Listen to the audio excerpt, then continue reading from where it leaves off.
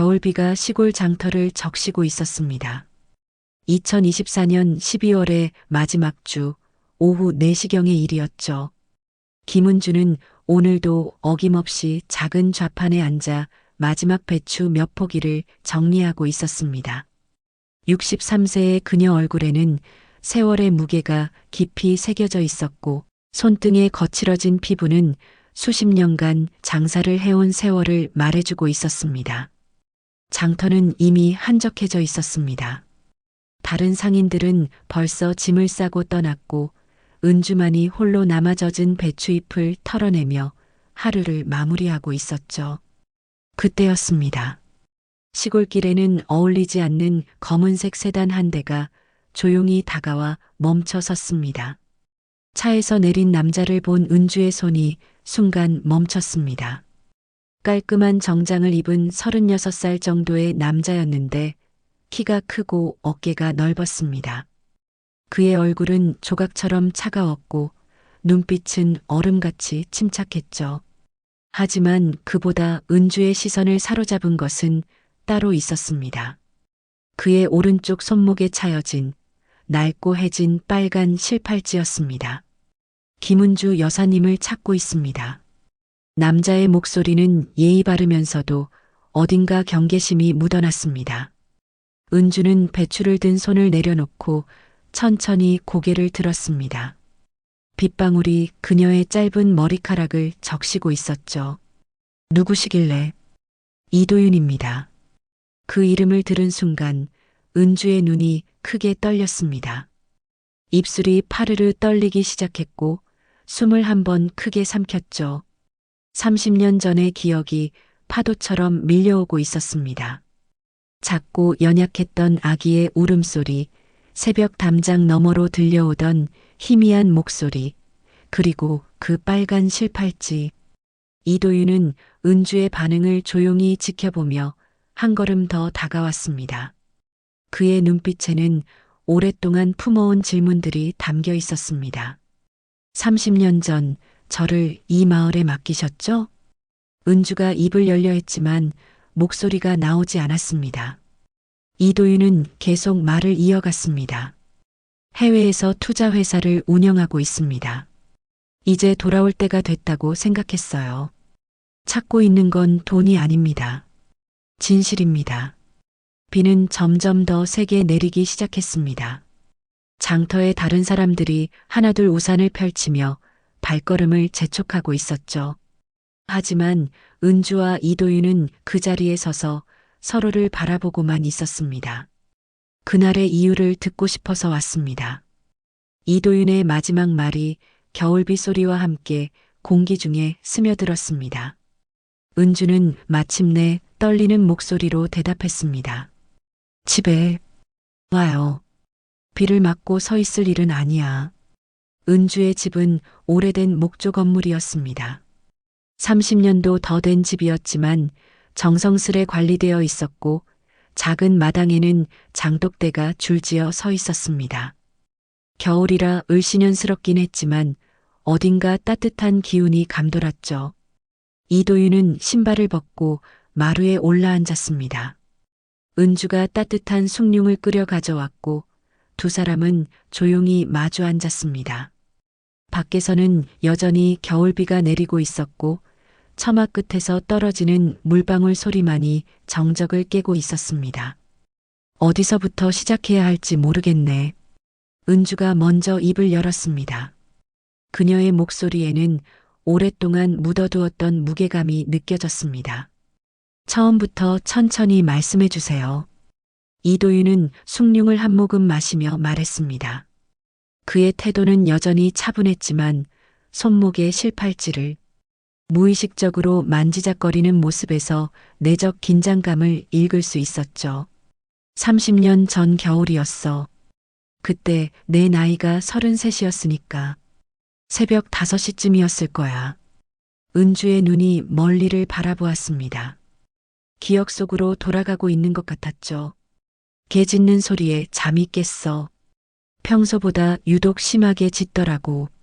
밖을 보니까 담장 너머에서 무슨 소리가 나는 거야. 그래서 나가봤더니 은주의 목소리가 떨렸습니다. 작은 꾸러미 하나가 있더라. 돌멩이에 부딪혀서 찢어진 자국도 있고 그 안에 아기가 있었어. 너였어. 이도윤은 가만히 듣고 있었습니다. 표정의 변화는 거의 없었지만 손이 조금씩 굳어지는 것을 볼 수 있었죠. 울음소리도 약하고 체온도 많이 떨어진 상태였어. 급하게 안고 들어와서 따뜻하게 해줬지. 그때 내 손목에 차여 있던 게 그 실팔찌야. 은주가 이도윤의 손목을 가리켰습니다.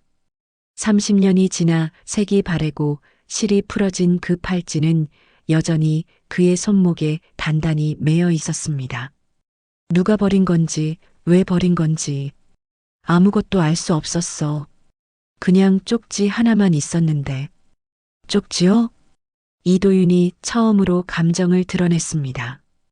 약간의 놀라움과 함께 관심이 일어나는 목소리였죠.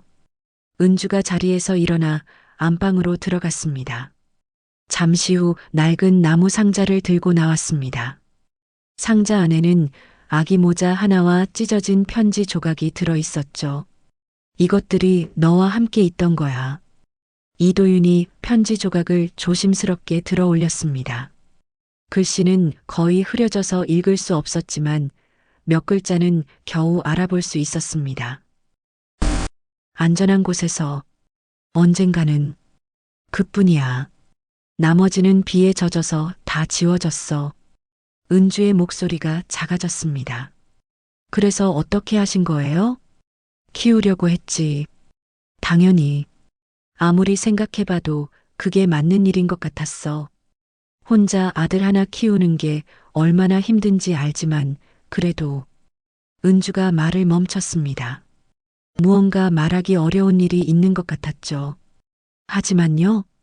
반년쯤 지났을 때야. 편지 한 통이 왔어. 은주의 얼굴이 어두워졌습니다. 무슨 편지였는데요? 협박 편지였어. 아이를 돌려보내지 않으면 위험하다. 멀리 보내지 않으면 후회하게 될 것이다. 이런 내용이었어. 이도윤의 표정이 굳어졌습니다. 예상하지 못했던 이야기였습니다. 그래서 어떻게 하셨어요? 무서웠어. 정말 무서웠어. 내가 다칠까봐, 진짜 위험한 일이 생길까봐. 그래서 은주가 울먹이기 시작했습니다. 멀리 보냈어. 안전한 곳으로. 서울에 있는 고아원으로. 거기서 좋은 가정으로 입양 보낼 수 있다고 했거든. 그때가 정확히 언제였습니까? 1994년 여름이었어. 내가 돌 조금 넘었을 때. 이도윤은 고개를 끄덕였습니다. 자신의 기억과 일치하는 시점이었죠. 그는 그때부터 미국의 한 가정에서 자라기 시작했으니까요. 그 후로는 어떻게 지내셨어요? 미안했어. 정말 미안했어. 내가 어디서 어떻게 지내는지, 건강한지, 행복한지. 하루도 안 궁금한 날이 없었어. 은주가 눈물을 닦았습니다. 그런데 몇 년 후부터 가끔씩 편지가 왔어. 너에 대한 소식을 알려주는 편지. 누가 보내는지는 모르겠지만 내가 공부 잘하고 있다. 건강하다. 대학에 갔다. 이런 소식들. 누구였을까요? 모르겠어. 보내는 사람 이름도 없고 주소도 외국 어디선가. 그냥 감사했어. 내가 잘 지내고 있다는 걸 알 수 있어서. 이도윤은 잠시 생각에 잠겼습니다. 그런 편지를 보낼 수 있는 사람이 누구인지, 왜 자신을 지켜보고 있었는지 점점 더 많은 의문이 생기고 있었습니다. 마지막 질문 하나만 더 드릴게요. 뭐든 해. 정말 모르세요? 저를 왜 버린 건지, 누가 버린 건지. 정말 전혀 모르세요? 은주가 오랫동안 이도윤을 바라보았습니다. 그녀의 눈에는 무언가 숨기고 있는 듯한 빛이 스쳤지만 곧 고개를 저었습니다. 모르겠어. 정말 모르겠어. 그날 나는 선택을 잘못했어. 하지만 왜 그런 일이 생긴 건지는 은주는 끝까지 말을 잇지 못했습니다. 이도윤은 그녀의 표정에서 무언가 더 있다는 것을 느꼈지만 더 이상 추궁하지는 않았습니다. 밖에 비가 그치기 시작했습니다. 두 사람은 한동안 말없이 앉아 있었죠. 30년의 시간이 한순간에 좁혀졌지만 동시에 더 많은 의문이 생긴 시간이었습니다. 같은 시각 서울 강남의 한 고급 주택가 도연그룹 회장 박도연의 저택에서는 긴급 회의가 열리고 있었습니다. 66세의 박도연은 여전히 카리스마 넘치는 모습이었지만 오늘은 평소와 다른 긴장감이 그의 얼굴에 드러나고 있었습니다. 저택의 서재는 웅장했습니다. 높은 천장, 대리석으로 만들어진 바닥, 벽면을 가득 채운 서적들. 하지만 오늘 이 공간은 따뜻함보다는 차가운 기운이 감돌았죠. 도연 맞은편에는 도연그룹의 고문 변호사 최기훈이 앉아 있었습니다. 확실한 정보입니까? 도연의 목소리는 낮고 차가웠습니다. 45세의 최기훈은 20년 넘게 도연그룹의 법무를 담당해 온 베테랑이었지만 오늘만큼은 식은땀이 등줄기를 흘러내리고 있었습니다. 네, 회장님. 이도윤이라는 인물이 어제부터 움직이기 시작했습니다. 해외에서 투자회사를 운영하고 있고 상당한 자산을 가지고 있는 것으로 파악됩니다. 최기훈이 서류 파일을 도연 앞으로 밀었습니다. 그리고 김은주를 찾아갔습니다. 그 말을 듣자 도연의 표정이 순간 굳었습니다. 그의 손이 서재 테이블 위에서 천천히 주먹을 쥐었죠. 30년 만에 도연이 중얼거렸습니다. 그의 눈은 창문 너머 어딘가를 바라보고 있었지만 실제로는 30년 전의 기억을 되짚고 있는 것 같았습니다. 어떻게 하시겠습니까? 최기훈의 질문에 도연은 잠시 침묵했습니다. 그의 머릿속에는 복잡한 계산이 돌아가고 있었죠. 30년 전의 일들, 그때의 선택들, 그리고 지금 마주해야 할 현실들이 뒤엉켜 있었습니다. 일단 막아보세요. 어떤 방식이든. 구체적으로는 어떻게 하시겠습니까? 법적으로 보면 출생 기록이 있나요? DNA 검사 결과가 있나요? 신뢰할 만한 증인이 있나요? 도연이 차갑게 반문했습니다. 그런 것들 없이는 어떤 주장도 법적 효력을 갖기 어렵습니다. 하지만 혹시라도 그런 증거들을 모을 수 있다면, 그렇다면 우리가 먼저 움직여야겠군요. 도연이 자리에서 일어났습니다. 그는 서재 한쪽에 있는 작은 금고 앞으로 걸어갔죠. 복잡한 비밀번호를 누르자 금고 문이 열렸습니다. 그 안에는 여러 서류들과 함께 낡은 붉은 봉투가 하나 들어 있었습니다. 도연은 그 봉투를 잠시 바라보다가 다시 금고를 닫았습니다. 최 변호사님. 네, 회장님. 이 일은 절대 비밀로 해야 합니다. 누구에게도 말하면 안 돼요. 특히 서아에게는.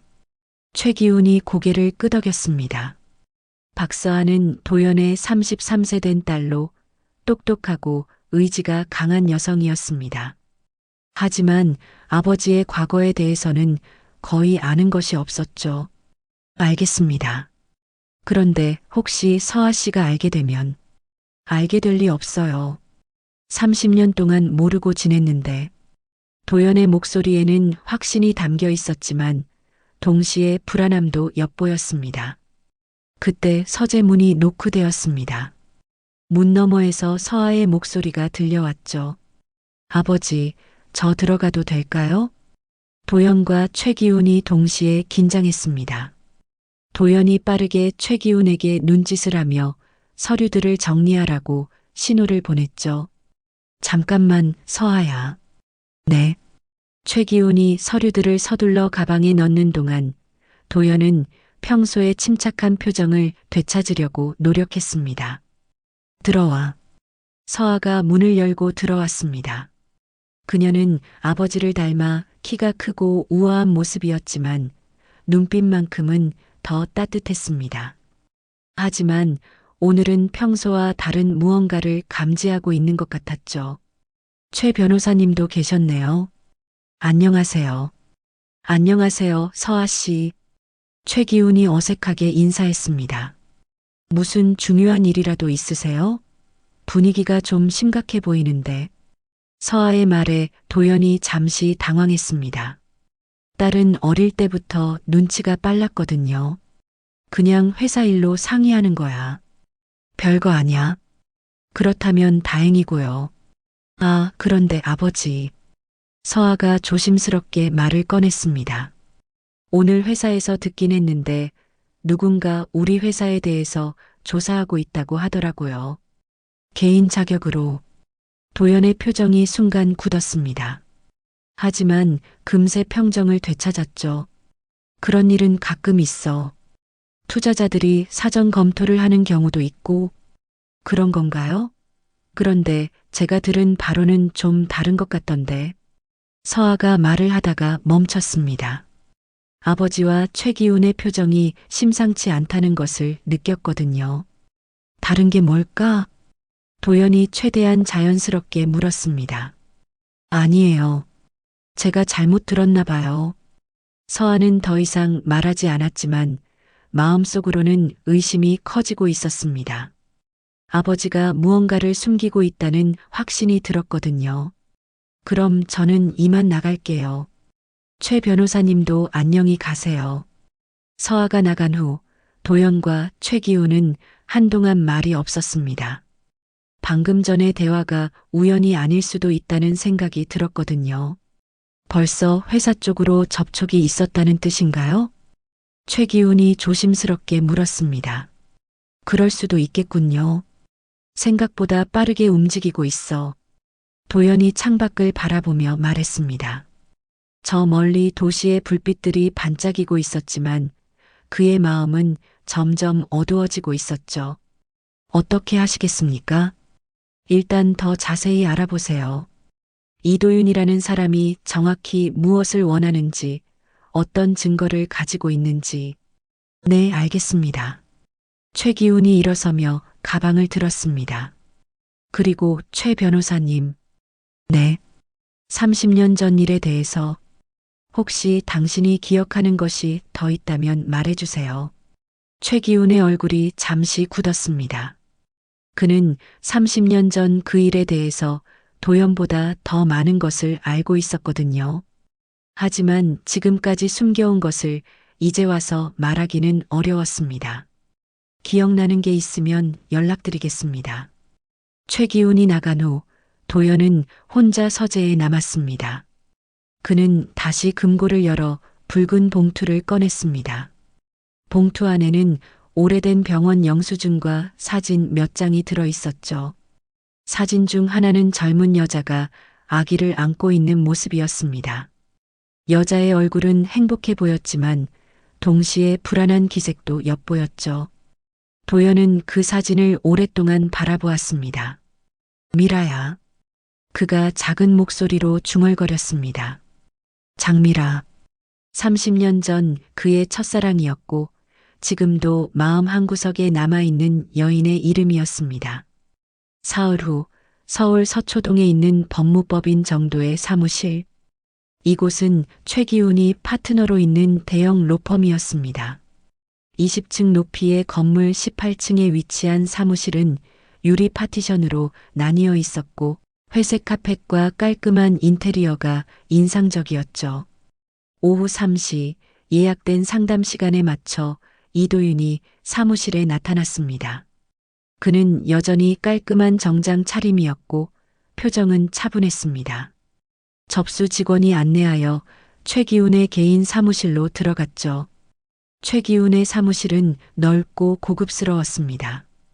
대형 책상 위에는 서류 더미들이 정돈되어 있었고 책상 한쪽에는 날카로운 레터 오프너가 놓여 있었죠.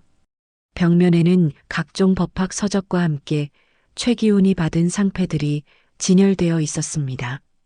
안녕하세요. 이도윤입니다. 최기훈입니다. 앉으세요. 두 사람이 마주 앉았습니다. 최기훈은 이미 이도윤에 대한 기본적인 정보를 파악하고 있었죠. 하지만 직접 만나보니 예상보다 더 침착하고 지적인 인상이었습니다. 어떤 일로 오셨는지 대략적으로는 들었습니다만 구체적으로 설명해 주시겠습니까? 최기훈이 먼저 말문을 열었습니다. 그의 목소리는 전형적인 변호사의 톤이었죠. 감정을 드러내지 않으면서도 상대방을 탐색하는 듯한 상속과 관련된 상담입니다. 이도윤의 대답은 간단했습니다. 상속이라고 하시면 어떤 종류의 상속인가요? 30년 전에 제가 어떤 가정에서 분리되었습니다. 지금 그 진실을 알고 싶고 필요하다면 법적인 권리를 찾고 싶습니다. 최기훈의 표정이 조금 굳어졌습니다. 예상했던 내용이지만 직접 들으니 다른 느낌이었죠. 좀 더 구체적으로 말씀해 주시겠습니까? 법적으로 상속권을 주장하려면 명확한 근거가 필요합니다. 박도연 회장과의 혈연 관계를 확인하고 싶습니다. 이도윤이 직설적으로 말했습니다. 최기훈의 얼굴이 순간 창백해졌지만 곧 평정을 되찾았죠. 박도연 회장이요? 상당히 구체적인 주장이시군요. 어떤 근거로 그런 생각을 하게 되셨습니까? 30년 전 제가 시골 마을에 버려졌을 때의 정황들, 그리고 그 후 누군가 저의 안부를 꾸준히 확인해 왔다는 사실들입니다. 이도윤이 서류 가방에서 몇 장의 문서를 꺼내 최기훈 앞에 놓았습니다. 이것들은 제가 해외에서 생활하는 동안 받았던 편지들의 복사본입니다. 보내는 사람의 정체는 알 수 없지만 정기적으로 제 상황을 보고하는 내용들이었죠. 최기훈이 서류들을 살펴보았습니다. 편지들은 정말 정기적으로 발송되어 있었고 이도윤의 학업 상황, 건강 상태, 생활 환경 등에 대한 상세한 정보가 담겨 있었습니다. 흥미로운 자료들이네요. 하지만 물론 이것만으로는 부족하다는 걸 압니다. 이도윤이 최기훈의 말을 가로막았습니다. 그래서 DNA 검사를 신청하려고 합니다. 박도연 회장과 직접 검사를 할 수 있도록 법원에 요청할 예정입니다. 최기훈이 펜을 만지작거리며 생각했습니다. 이도윤이 생각보다 체계적으로 접근하고 있다는 것을 느꼈죠. DNA 검사를 강제로 시킬 수는 없습니다. 상대방의 동의가 있어야죠. 그렇다면 다른 방법들을 찾아보겠습니다. 이도윤의 목소리에는 확신이 담겨 있었습니다. 출생 기록, 병원 기록, 당시 상황을 알고 있는 증인들. 30년이 지났지만 모든 것이 사라진 건 아닐 겁니다. 최기훈은 내심 불안해지기 시작했습니다.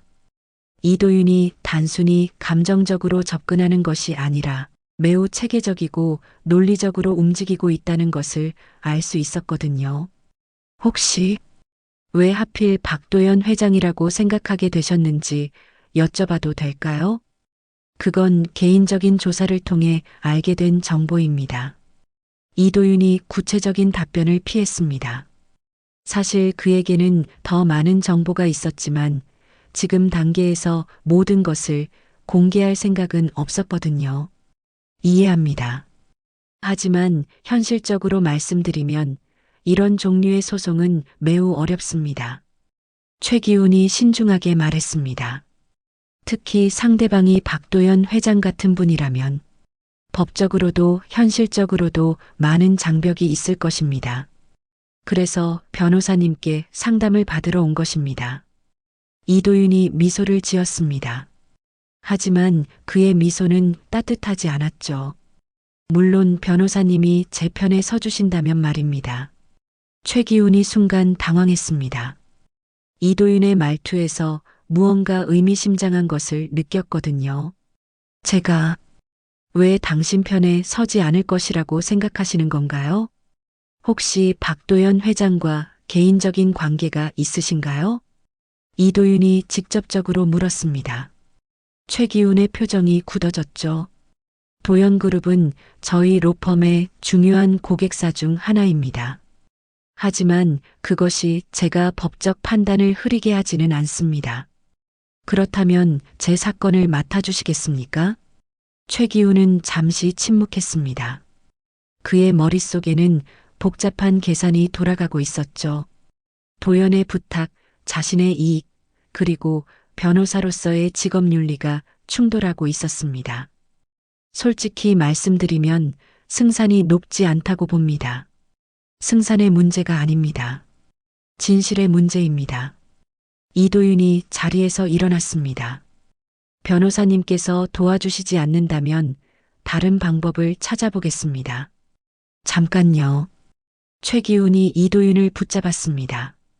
제가 말씀드리고 싶은 것은 이런 종류의 분쟁은 모든 사람에게 상처만 남길 수 있다는 겁니다.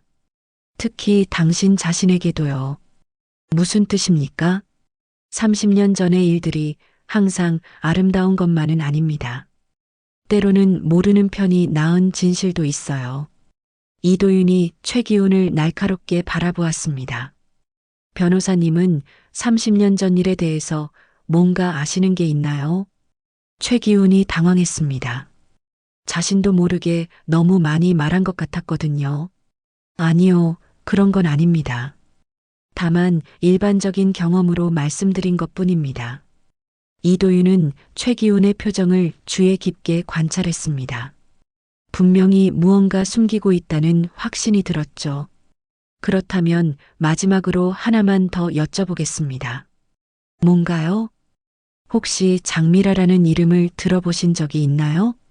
최기훈의 얼굴이 순간 창백해졌습니다. 그는 재빨리 표정을 감추려 했지만 이미 늦었죠. 이도윤은 그 반응을 놓치지 않았습니다. 장미라요? 흔한 이름이네요. 왜 그런 걸 물으시는지. 아니에요. 별거 아닙니다. 이도윤이 가방을 들고 문 쪽으로 향했습니다. 그럼 저는 이만 가보겠습니다. 오늘 상담 감사했습니다. 이도윤 씨. 최기훈이 마지막으로 이도윤을 불렀습니다. 네, 정말로. 신중하게 생각해 보세요. 어떤 일들은 건드리지 않는 것이 모든 사람에게 좋을 수 있습니다. 이도윤이 미소를 지었습니다. 하지만 여전히 차가운 미소였죠. 변호사님, 출생 기록도, DNA 검사도, 과거 증언도 없으면 꿈도 꾸지 말라고 하셨죠? 네, 그렇습니다. 그렇다면 제가 그 모든 것을 모아보겠습니다. 이도윤이 문을 열고 나가기 전에 마지막으로 한마디 더 했습니다. 증거는 제가 직접 찾겠습니다. 문이 닫힌 후 최기훈은 한동안 자리에서 움직이지 못했습니다. 이도윤의 마지막 말이 계속 귓가에 맴돌았거든요. 그는 급하게 휴대폰을 꺼내 도연에게 전화를 걸었습니다. 회장님, 저 최기훈입니다. 급하게 뵐 일이 있습니다.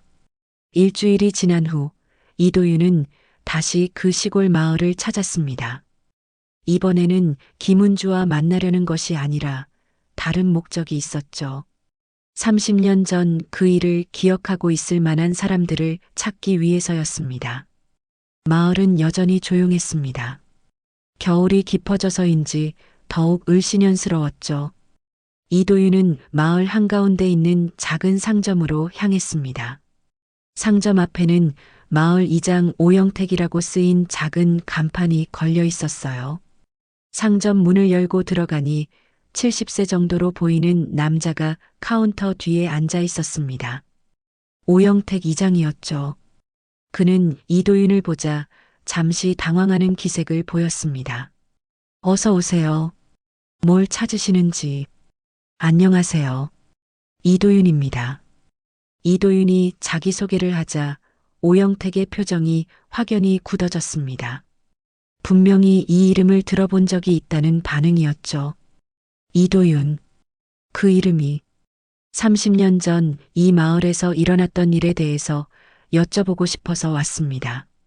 오영택이 자리에서 일어나 상점 문을 닫았습니다. 그리고 이도윤을 안쪽 작은 방으로 안내했죠. 앉으세요. 차라도 한 잔 드시고. 오영택이 따뜻한 차를 끓여 가져왔지만 그의 손이 미세하게 떨리고 있었습니다. 무엇이 궁금하신지.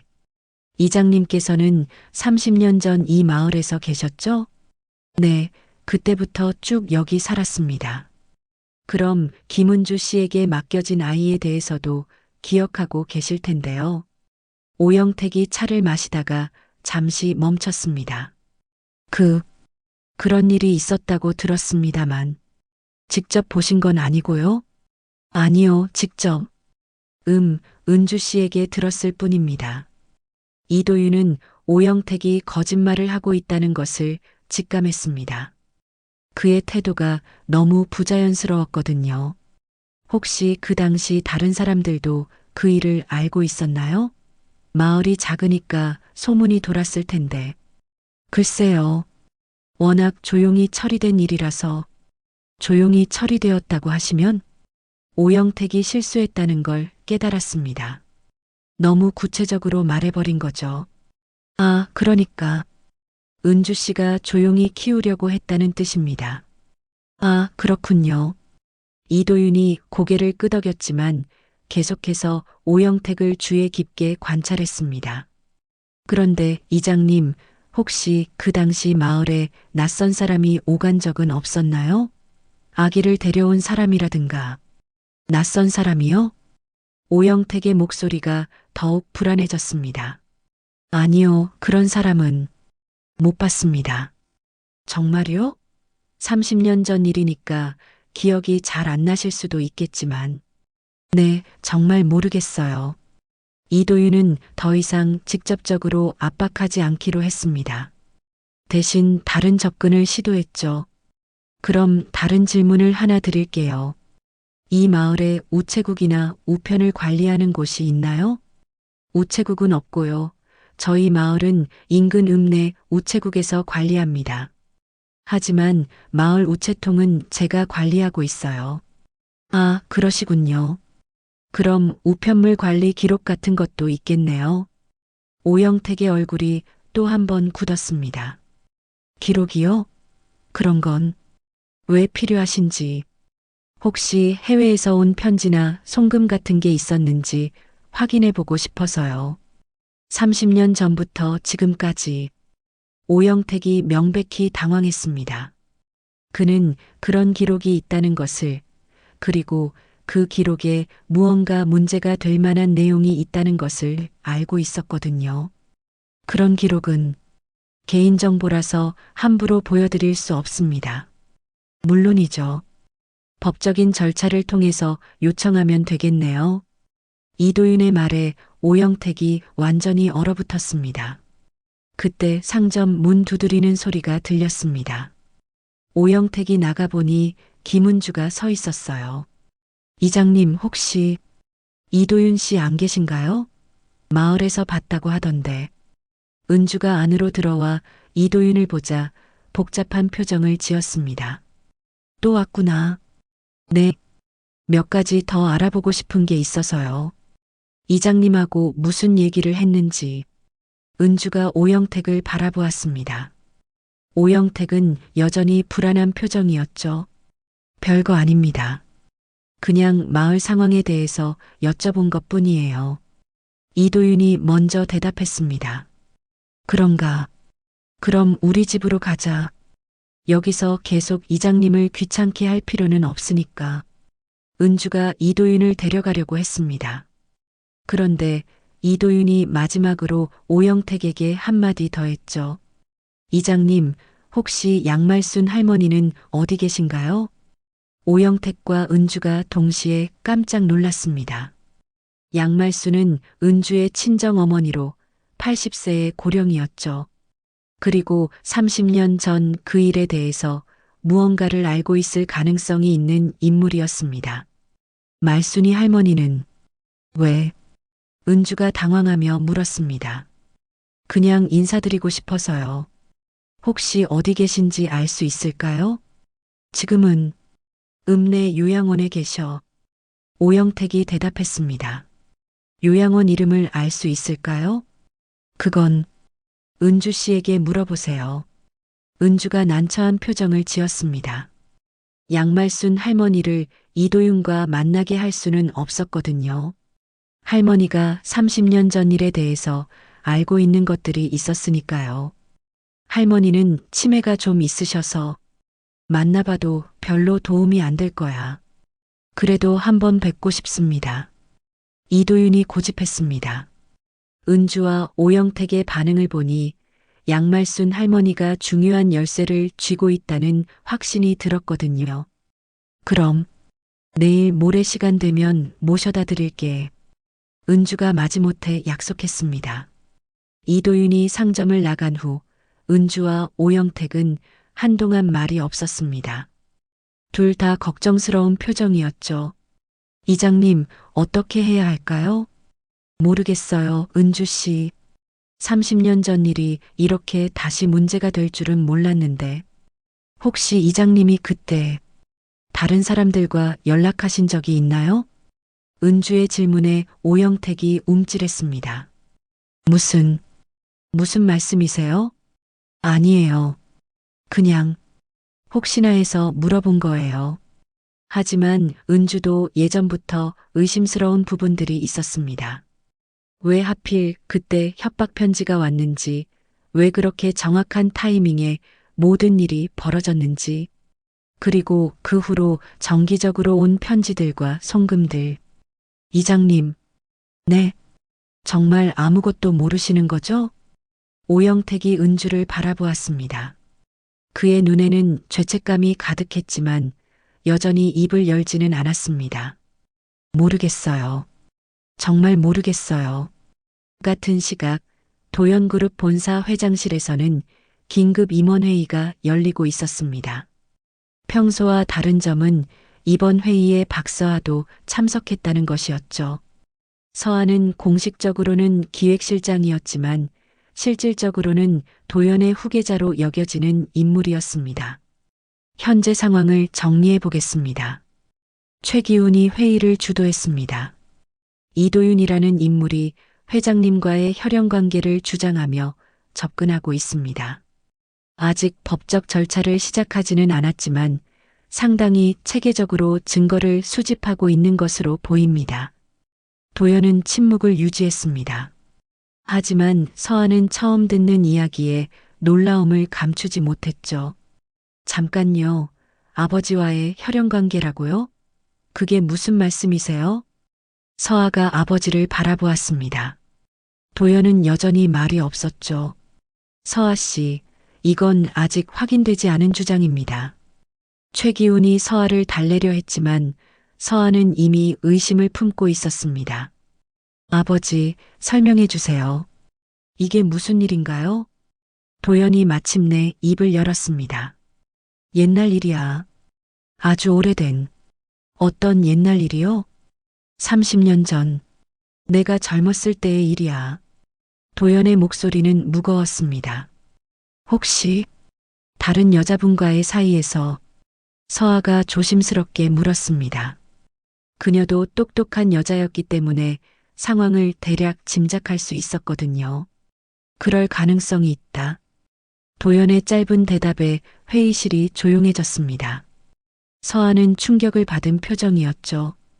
그럼 제가 모르는 형제가 있을 수도 있다는 말씀이세요? 아직 확실한 건 아니야. 하지만 가능성은 있다는 거죠? 도연이 고개를 끄덕였습니다. 서아는 한동안 말이 없었죠. 이런 상황을 전혀 예상하지 못했거든요. 현재로서는 상대방이 구체적인 증거를 제시하지 못하고 있습니다. 최기훈이 다시 말을 이었습니다. 하지만 시간이 지나면서 증거를 찾을 가능성이 있습니다. 그래서 선제적인 대응이 필요할 것 같습니다. 어떤 대응을 말하는 건가요? 서아가 물었습니다. 법적으로 여러 가지 방법이 있습니다. 최기훈이 조심스럽게 대답했습니다. 하지만 구체적으로 말하지는 않았죠. 잠깐요. 서아가 일어났습니다. 혹시 그분, 이도윤 씨를 만나볼 수 있을까요? 도연과 최기훈이 동시에 놀랐습니다. 서아야, 그건 왜 안 되나요? 정말 제 형제일 수도 있는 사람인데 한번 만나보는 것쯤은 할 수 있지 않나요? 서아의 논리적인 반박에 도연이 당황했습니다. 지금은 시기가 언제가 적절한 시기인가요? 이미 30년이 지났는데요. 서아의 목소리에는 감정이 섞여 있었습니다. 그녀는 항상 외동딸로 자라면서 형제가 있었으면 좋겠다고 생각했었거든요. 서아 씨, 이 문제는 단순하지 않습니다. 최기훈이 개입했습니다. 만약 혈연 관계가 확인된다면 상속 문제뿐만 아니라 회사 경영권에도 영향을 미칠 수 있어요. 그건 그때 가서 해결하면 되는 문제 아닌가요? 그렇게 간단한 문제가 아닙니다. 도연이 무거운 목소리로 말했습니다. 30년 전 일들이 모두 아름다운 것만은 아니었어. 서아가 아버지를 바라보았습니다. 그의 표정에서 깊은 후회와 죄책감을 읽을 수 있었죠. 아버지, 정확히 무슨 일이 있었던 건가요? 도연이 한참을 망설이다가 입을 열었습니다. 장미라라는 여자가 있었어. 내 첫사랑이었지. 서아는 처음 듣는 이름이었습니다. 그분과 사이에서 아이가 생겼어.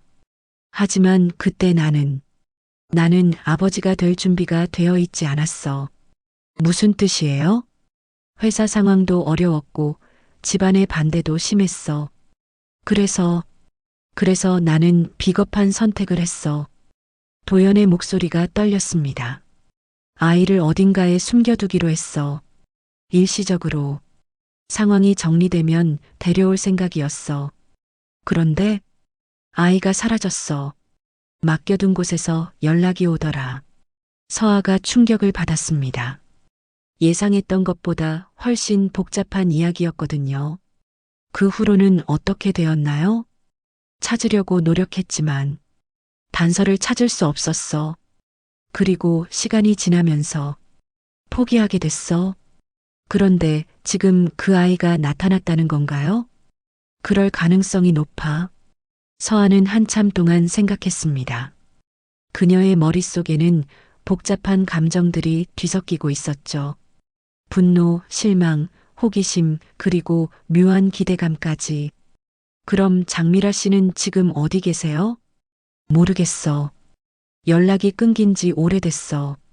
도연이 대답했지만 그의 표정에서 뭔가 숨기고 있다는 것을 알 수 있었습니다.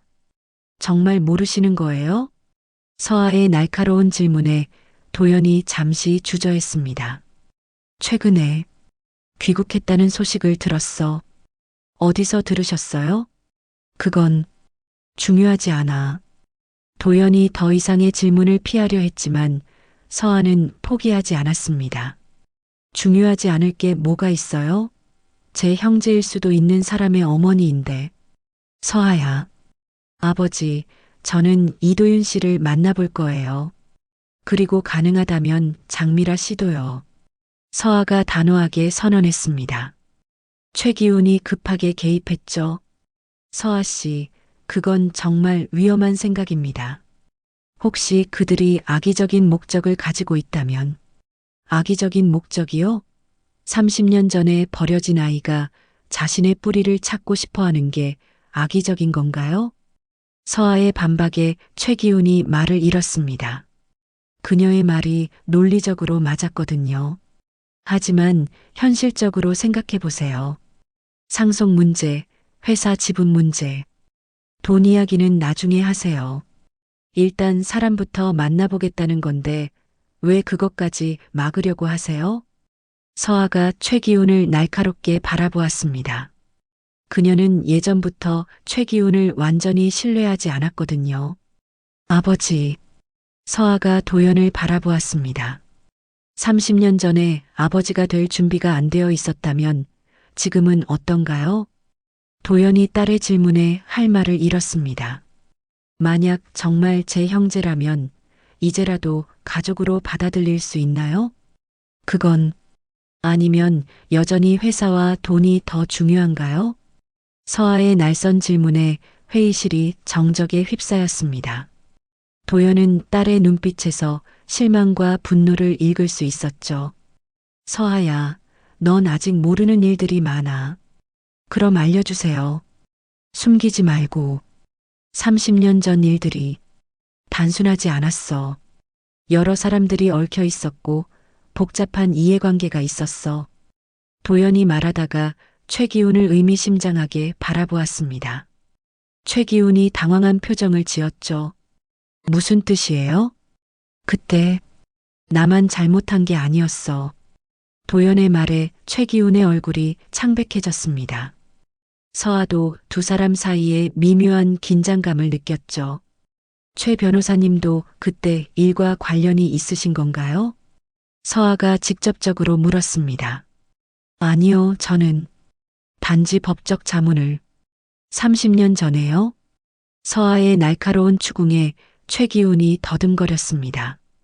그때는 아니, 최근의 상황을 파악하면서 거짓말하지 마세요. 서아가 단호하게 말했습니다. 30년 전 일에 대해서 너무 자세히 알고 계시잖아요. 처음 듣는 이야기라면 이렇게 구체적인 대응책을 세울 수 없어요. 최기훈이 완전히 당황했습니다. 서아의 논리적인 추론에 할 말을 잃었거든요. 서아야, 그만해. 도연이 딸을 말렸습니다. 아니에요. 저는 진실을 알고 싶어요. 서아가 자리에서 일어났습니다. 아버지께서 말씀해 주시지 않는다면 제가 직접 알아보겠어요. 서아야. 도연이 딸을 붙잡으려 했지만 서아는 이미 회의실을 나가고 있었습니다. 서아가 나간 후 도연과 최기훈은 한동안 침묵했습니다. 이제 어떻게 하시겠습니까? 최기훈이 조심스럽게 물었습니다. 서아가 직접 나서면 상황이 더 복잡해질 것 같은데요. 복잡해지든 말든 이제 숨길 수 없을 것 같네요. 도연이 한숨을 쉬었습니다. 30년 동안 덮어두었던 일이 이렇게 다시 수면 위로 올라오는군요. 회장님, 혹시 장미라 씨와 연락할 방법이 있으신가요? 왜요? 상황을 정리하려면 모든 관련자들과 대화가 필요할 것 같습니다. 도연이 잠시 생각했습니다. 알아보죠. 하지만 그녀가 만나주려고 할지는 모르겠네요. 30년이 지났으니까 아마 많은 것이 변했을 겁니다. 그래서 더 걱정이에요. 도연이 창밖을 바라보며 말했습니다. 30년 전에 장미라는 순수하고 착한 여자였어요. 하지만 지금의 장미라는 우리가 어떻게 대했는지 기억하고 있을 거예요. 이틀 후 서아는 아버지의 반대에도 불구하고 독자적인 조사를 시작했습니다. 그녀는 30년 전 서울의 주요 산부인과 병원들을 하나씩 방문하기 시작했죠. 첫 번째로 찾은 곳은 강남성 모병원이었습니다. 1994년 당시에도 유명한 병원이었고 부유한 사람들이 많이 이용했던 곳이었죠. 30년 전분만 기록을 찾고 싶다고요? 의무기록과 직원이 의아한 표정으로 서아를 바라보았습니다. 네, 가족사 정리 차원에서요. 서아가 정중하게 설명했습니다. 환자분 성함이나 정확한 날짜를 알고 계신가요? 장미라라는 분인데 정확한 날짜는 모르고 1994년 봄쯤이었을 것 같아요.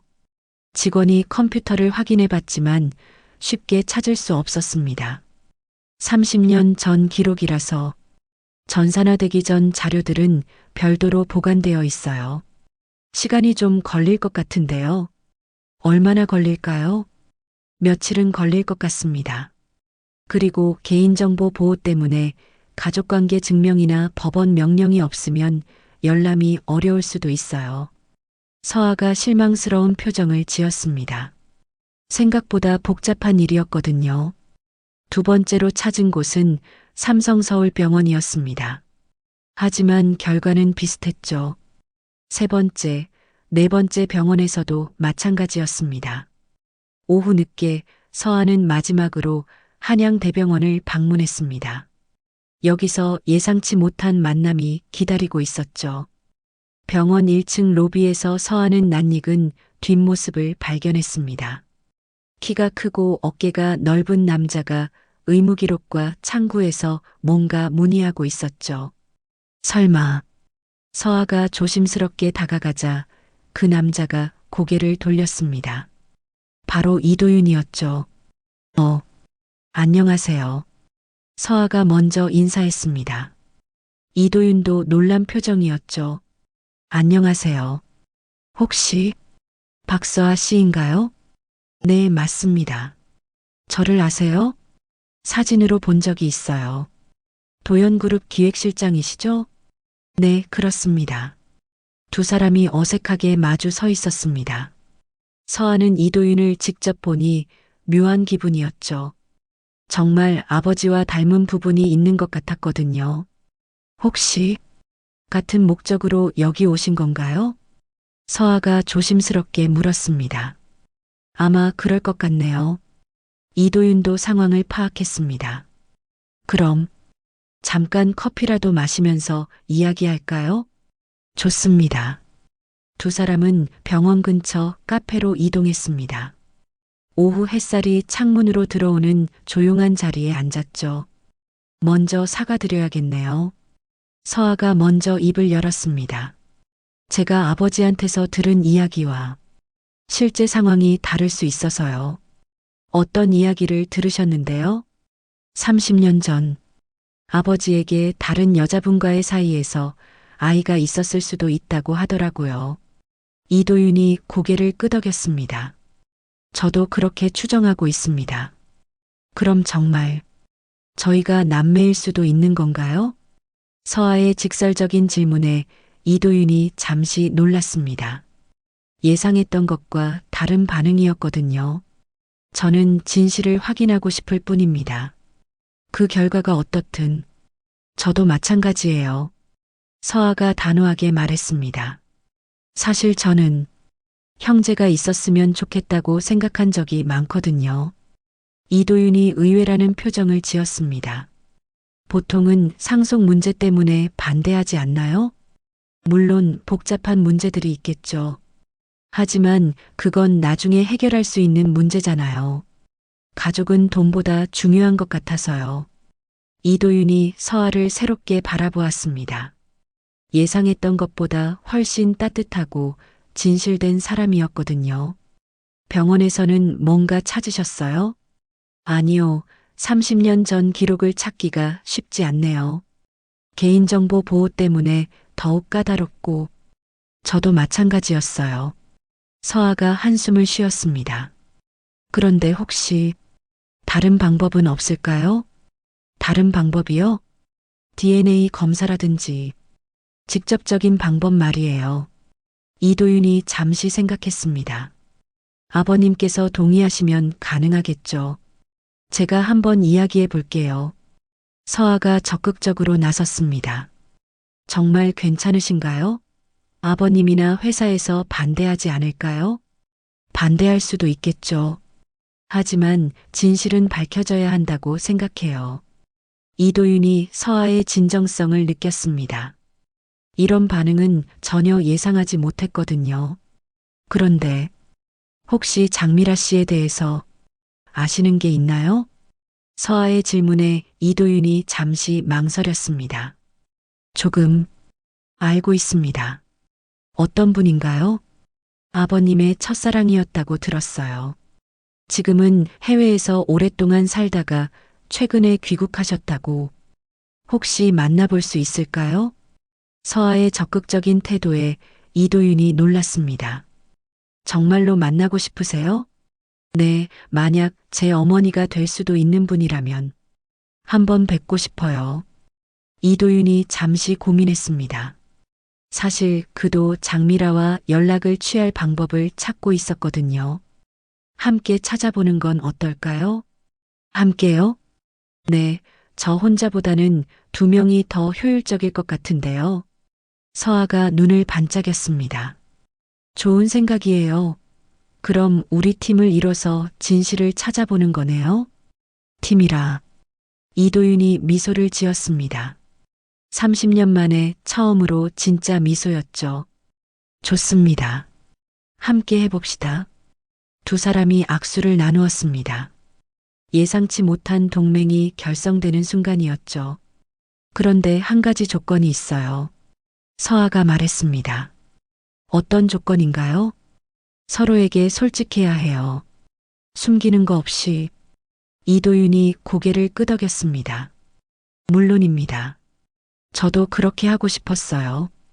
그럼 일단 장미라 씨를 찾는 것부터 시작할까요? 어디서부터 시작하죠? 서아가 생각해 봤습니다. 출입국 기록을 확인해 보면 언제 귀국했는지 알 수 있을 텐데. 하지만 그것도 개인정보라서 쉽지 않을 것 같고, 다른 방법이 있을까요? 혹시 아버지한테 직접 물어보는 건 어떨까요? 서아의 제안에 이도윤이 망설였습니다. 아버님이 말씀해 주실까요? 모르겠어요. 하지만 시도해 볼 가치는 있을 것 같아요. 그럼 제가 함께 가도 될까요? 물론이죠. 오히려 그게 더 좋을 것 같아요. 두 사람은 다음날 만날 약속을 하고 헤어졌습니다. 하지만 둘 다 마음 한구석에는 복잡한 감정이 자리 잡고 있었죠. 기대와 불안이 뒤섞인 그런 감정 말입니다. 다음 날 오후 서아와 이도윤은 약속한 대로 도연그룹 본사에서 만났습니다. 서아가 아버지와의 면담을 주선했죠. 도연은 처음에는 거부하려 했지만 딸의 강한 의지에 결국 응할 수밖에 없었습니다. 도연의 개인 사무실에서 세 사람이 마주 앉았습니다. 분위기는 무겁고 긴장감이 흘렀죠. 아버지, 더 이상 숨기지 말고 모든 걸 말씀해 주세요. 서아가 먼저 입을 열었습니다. 도연이 이도윤을 바라보았습니다. 30년 만에 처음 직접 마주본 순간이었죠. 정말 그때 그 아이일까? 도연이 중얼거렸습니다. 어떤 근거로 그렇게 확신하시는 건가요? 시기와 장소, 그리고 이도윤이 손목의 실팔찌를 보여주었습니다. 이것 때문입니다. 도연의 눈이 커졌습니다. 그 실팔찌를 보는 순간 30년 전의 기억이 생생하게 떠올랐거든요. 그 팔찌는 장미라 씨가 만들어준 거죠? 이도윤의 질문에 도연이 놀랐습니다. 어떻게 그걸? 김은주 씨에게 들었습니다. 아기와 함께 있던 물건들 중 하나였다고요. 도연이 한동안 말을 못했습니다. 확신이 서기 시작했거든요. 그럼 정말로 DNA 검사를 해보면 확실해질 겁니다. 서아가 말했습니다. 아버지, 검사에 응해주세요. 도연이 복잡한 표정으로 두 사람을 바라보았습니다. 검사는 해볼 수 있어. 하지만 그 전에 너희가 알아야 할 것들이 있어. 무엇인가요? 30년 전 일의 전말을.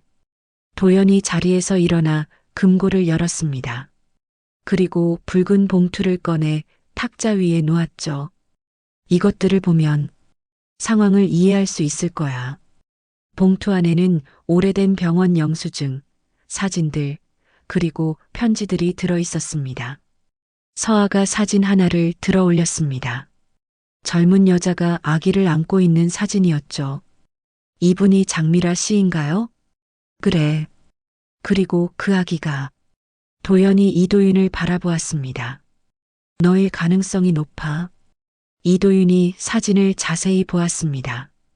아기의 모습에서 자신의 어린 시절과 닮은 점을 찾을 수 있었죠. 그럼 정말 제가. 하지만 여기서 문제가 있어. 도연이 다른 서류를 꺼냈습니다. 이게 당시 병원 기록인데 여기에는 이상한 점이 있어. 서아와 이도윤이 서류를 살펴보았습니다. 산모 이름은 분명히 장미라로 되어 있는데 보호자 란에 내 이름이 희미하게 남아 있어. 그게 왜 이상한가요? 그때 나는 공식적으로는 장미라와 결혼하지 않았거든. 그런데 보호자로 이름이 올라가 있다는 것은. 도연이 말을 멈췄습니다. 무슨 뜻인지 잘 모르겠는데요. 서아가 물었습니다. 누군가 의도적으로 내 이름을 기록에 남겨둔 것 같아. 나중에 증거로 사용하려고. 이도윤이 무언가 깨달았습니다. 혹시 처음부터 계획된 일이었을 수도 있다는 뜻인가요? 그럴 가능성이 있어. 도연의 말에 두 사람이 놀랐습니다. 누가 그런 계획을 세웠을까요? 그건 아직 확실하지 않아. 도연이 망설이며 말했습니다. 하지만 의심되는 사람이 있어. 누구인가요? 최기훈 변호사야. 서아가 깜짝 놀랐습니다. 최 변호사님이요? 왜 그런 생각을 하시는 거예요? 30년 전 그는 이미 우리 회사 법무팀에서 일하고 있었어. 신입이었지만 도연이 설명했습니다. 그리고 그때부터 내 개인적인 일들을 많이 알고 있었지. 이도윤이 갑자기 뭔가 떠올랐습니다. 제가 최 변호사와 상담할 때 그 사람이 장미라라는 이름을 들었을 때 반응이 이상했어요. 어떻게 이상했는데요? 마치 그 이름을 알고 있다는 듯한. 그리고 제가 그 이름을 언급하지 못하게 하려는 것 같았어요. 서아와 도연이 서로를 바라보았습니다. 그럼 최 변호사님이 뭔가 관련이 있다는 건가요? 아직 확실하지는 않아. 하지만 그때 도연의 사무실 문이 노크되었습니다. 비서가 들어와서 말했죠. 회장님, 최기훈 변호사님께서 급한 일로 뵙고 싶어 하신다고 합니다. 세 사람이 동시에 긴장했습니다. 하필 그 타이밍에 최기훈이 나타나다니. 지금요? 약속이 있었나? 아니요. 갑자기 오셔서 꼭 뵙고 싶다고 하시는데. 도연이 서아와 이도윤을 바라보았습니다. 일단 들어오라고 하세요. 비서가 나간 후 도연이 두 사람에게 말했습니다. 함정일 수도 있어. 조심해. 잠시 후 최기훈이 사무실로 들어왔습니다. 그는 이도윤과 서아가 함께 있는 것을 보고 명백히 당황했죠. 이런 자리가 있는 줄은 몰랐는데요. 무슨 급한 일이세요? 도연이 차가운 목소리로 물었습니다. 그게 이도윤 씨와 관련된 일인데 혹시 개인적으로 이야기할 수? 여기서 말하세요. 어차피 모두 관련된 사람들이니까. 최기훈이 난처한 표정을 지었습니다. 알겠습니다.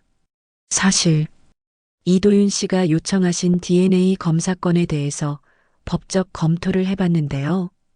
어떤 결과가 나왔는데요? 서아가 물었습니다. 강제적인 DNA 검사는 어렵다는 결론입니다. 하지만 최기훈이 잠시 망설였습니다. 만약 자발적으로 응하신다면 가능합니다. 그럼 문제 없네요. 아버지께서 응하기로 하셨으니까. 서아의 말에 최기훈이 놀랐습니다. 정말요? 그럼. 하지만 그 전에 확인하고 싶은 게 있어요. 이도윤이 최기훈을 바라보며 말했습니다. 30년 전 일에 대해서 변호사님이 알고 계시는 것들을 말씀해 주세요. 최기훈의 얼굴이 굳었습니다. 무슨 말씀이신지. 김은주 씨와 마을 이장 오영택 씨, 그리고 병원 기록들. 이 모든 것들이 우연의 일치일까요? 이도윤의 날카로운 질문에 최기훈이 식은땀을 흘렸습니다. 저는 정말 모르겠는데요. 그럼 DNA 검사 결과가 나오면 모든 게 밝혀지겠네요. 서아가 의미심장하게 말했습니다. 네, 그렇겠죠. 최기훈이 어색하게 대답했지만 그의 표정은 여전히 불안해 보였습니다. 그런데 한 가지 궁금한 게 있는데요. 이도윤이 계속해서 최기훈을 압박했습니다. 김은주 씨에게 협박 편지를 보낸 사람이 누구인지 혹시 아시나요? 최기훈의 얼굴이 완전히 창백해졌습니다. 그 질문은 예상하지 못했거든요. 협박 편지요? 그런 게 있었나요? 30년 전 김은주 씨가 저를 멀리 보내게 만든 편지 말입니다. 저는 그런 건 처음 듣는데요. 하지만 최기훈의 반응은 거짓말임이 명백했습니다. 도연도 그것을 알아차렸죠. 최 변호사님, 도연이 차가운 목소리로 말했습니다. 30년 동안 함께 일해왔는데 이제 와서 거짓말을 하실 건가요? 회장님, 저는 정말 그만하세요. 도연이 자리에서 일어났습니다. 저는 이제 진실을 알고 싶습니다. 30년 동안 덮어두었던 진실을 말입니다. 최기훈이 완전히 당황했습니다. 상황이 자신의 통제를 벗어나고 있었거든요. 회장님, 진정하시고. 진정하라고요? 도연의 목소리가 높아졌습니다.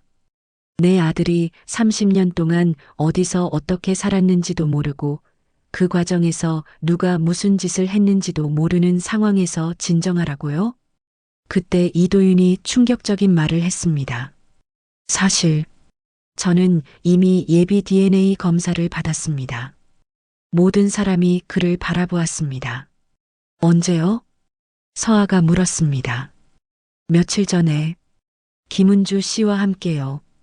결과가 어떻게 나왔는데요? 도연이 긴장한 목소리로 물었습니다. 이도윤이 잠시 침묵했습니다. 그리고 폭탄 선언을 했죠. 김은주 씨와 저는 혈연 관계가 아니었습니다. 모든 사람이 충격을 받았습니다. 그럼 은주 씨가 거짓말을 한 건가요? 서아가 혼란스러워했습니다. 아니요. 김은주 씨는 거짓말을 하지 않으셨어요. 이도윤이 설명했습니다. 그분은 처음부터 저를 낳지 않았다고 하셨어요. 다만 저를 지키려고 했다고 하셨죠. 그럼 누가 당신을 낳은 건가요? 최기훈이 떨리는 목소리로 물었습니다. 그게 지금 확인하려는 부분입니다. 이도윤이 도연을 바라보았습니다. 혈연 관계가 있는지 확인하기 위해서요. 도연이 복잡한 표정으로 이도윤을 바라보았습니다. 김은주와 혈연이 아니라면 자신과의 관계는 더욱 확실해지는 거였거든요. 그럼 장미라와의 관계는 어떻게 확인할 건가요? 그것도 확인해야겠죠. 서아가 말했습니다. 장미라 씨를 찾아서 직접 이야기를 들어봐야 할 것 같아요. 그런데 장미라를 어떻게 찾을 건데? 도연이 말하다가 멈췄습니다. 사실 그는 장미라와 연락할 방법을 알고 있었거든요. 혹시 아시는 거 있으세요? 이도윤이 날카롭게 물었습니다. 아니, 그게 도연이 망설이고 있을 때 최기훈이 갑자기 말했습니다. 장미라 씨는 이미 한국에 들어와 있습니다. 모든 사람이 최기훈을 바라보았습니다. 어떻게 그걸 아시죠? 서아가 물었습니다. 그게 제가 확인했거든요.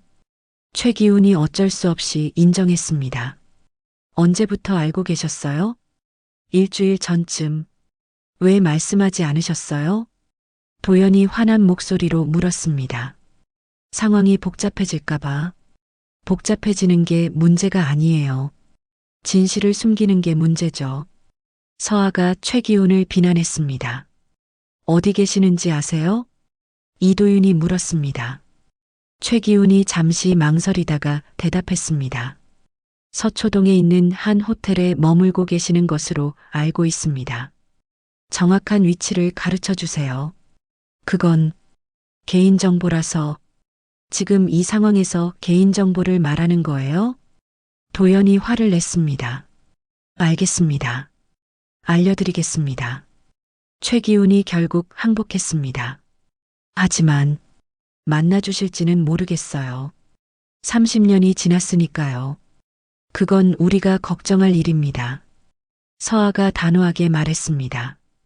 오늘 당장 만나러 가겠어요. 서아야, 급하게 할 일은 아니야. 도연이 딸을 말렸습니다. 왜요? 30년을 기다렸는데 하루라도 더 기다릴 이유가 있나요? 서아의 논리에 도연이 할 말을 잃었습니다. 저도 함께 가겠습니다. 이도윤이 말했습니다. 혹시 저도 함께 가면 안 될까요? 도연이 조심스럽게 물었습니다. 서아와 이도윤이 그를 바라보았습니다. 물론이죠. 오히려 그게 좋을 것 같아요. 서아가 대답했습니다. 30년 만에 만나는 거니까 아버지께서 직접 가시는 게 맞죠? 최기훈이 불안한 표정으로 그들을 바라보았습니다. 상황이 완전히 자신의 통제를 벗어나고 있었거든요. 그럼 저는 이만 가보겠습니다. 최기훈이 서둘러 일어났습니다. 어디 가시는데요? 이도윤이 물었습니다. 회사 일이 있어서 잠깐만요. 서아가 최기훈을 붙잡았습니다. 변호사님도 함께 가세요. 네. 왜요? 30년 전 일에 대해서 아시는 게 분명히 있으시잖아요. 함께 가셔서 모든 걸 정리하는 게 좋을 것 같아요. 최기훈이 당황했습니다. 저는 정말 별로 아는 게 없는데요. 그럼 더욱 함께 가셔야죠. 직접 들어보시면서 기억나는 게 있을 수도 있으니까요. 이도윤도 서아의 의견에 동의했습니다. 네 명이 함께 가면 더 좋을 것 같네요. 결국 최기훈도 함께 가게 되었습니다. 그는 내심 매우 불안했지만 거부할 명분을 찾을 수 없었거든요. 서초동의 한 고급 호텔. 오후 7시경 네 사람은 로비에서 만났습니다. 도연은 30년 만에 장미라를 만난다는 생각에 복잡한 마음이었고 서하와 이도윤은 긴장과 기대가 뒤섞인 상태였습니다. 최기훈은 여전히 불안해하고 있었죠. 정말 만나주실까요? 서아가 걱정스럽게 물었습니다. 연락은 해봤어요. 만나겠다고 하더라고요. 도연이 대답했습니다. 사실 그는 장미라와 통화를 하면서 많은 감정이 올라왔었죠. 엘리베이터를 타고 12층으로 올라갔습니다. 1203호실 앞에 서자 모든 사람이 긴장했습니다. 도연이 문을 두드렸습니다. 미라야, 나야. 도연이야. 잠시 후 문이 열렸습니다. 58세의 장미라가 나타났죠. 30년이 지났지만 여전히 아름다운 여성이었습니다. 하지만 그녀의 눈빛에는 깊은 상처와 슬픔이 담겨 있었어요. 오랜만이네, 도연아. 장미라의 목소리는 차갑지도 따뜻하지도 않았습니다. 그냥 담담했죠. 미라야. 정말 오랜만이야. 도연의 목소리에는 죄책감이 묻어났습니다. 들어와.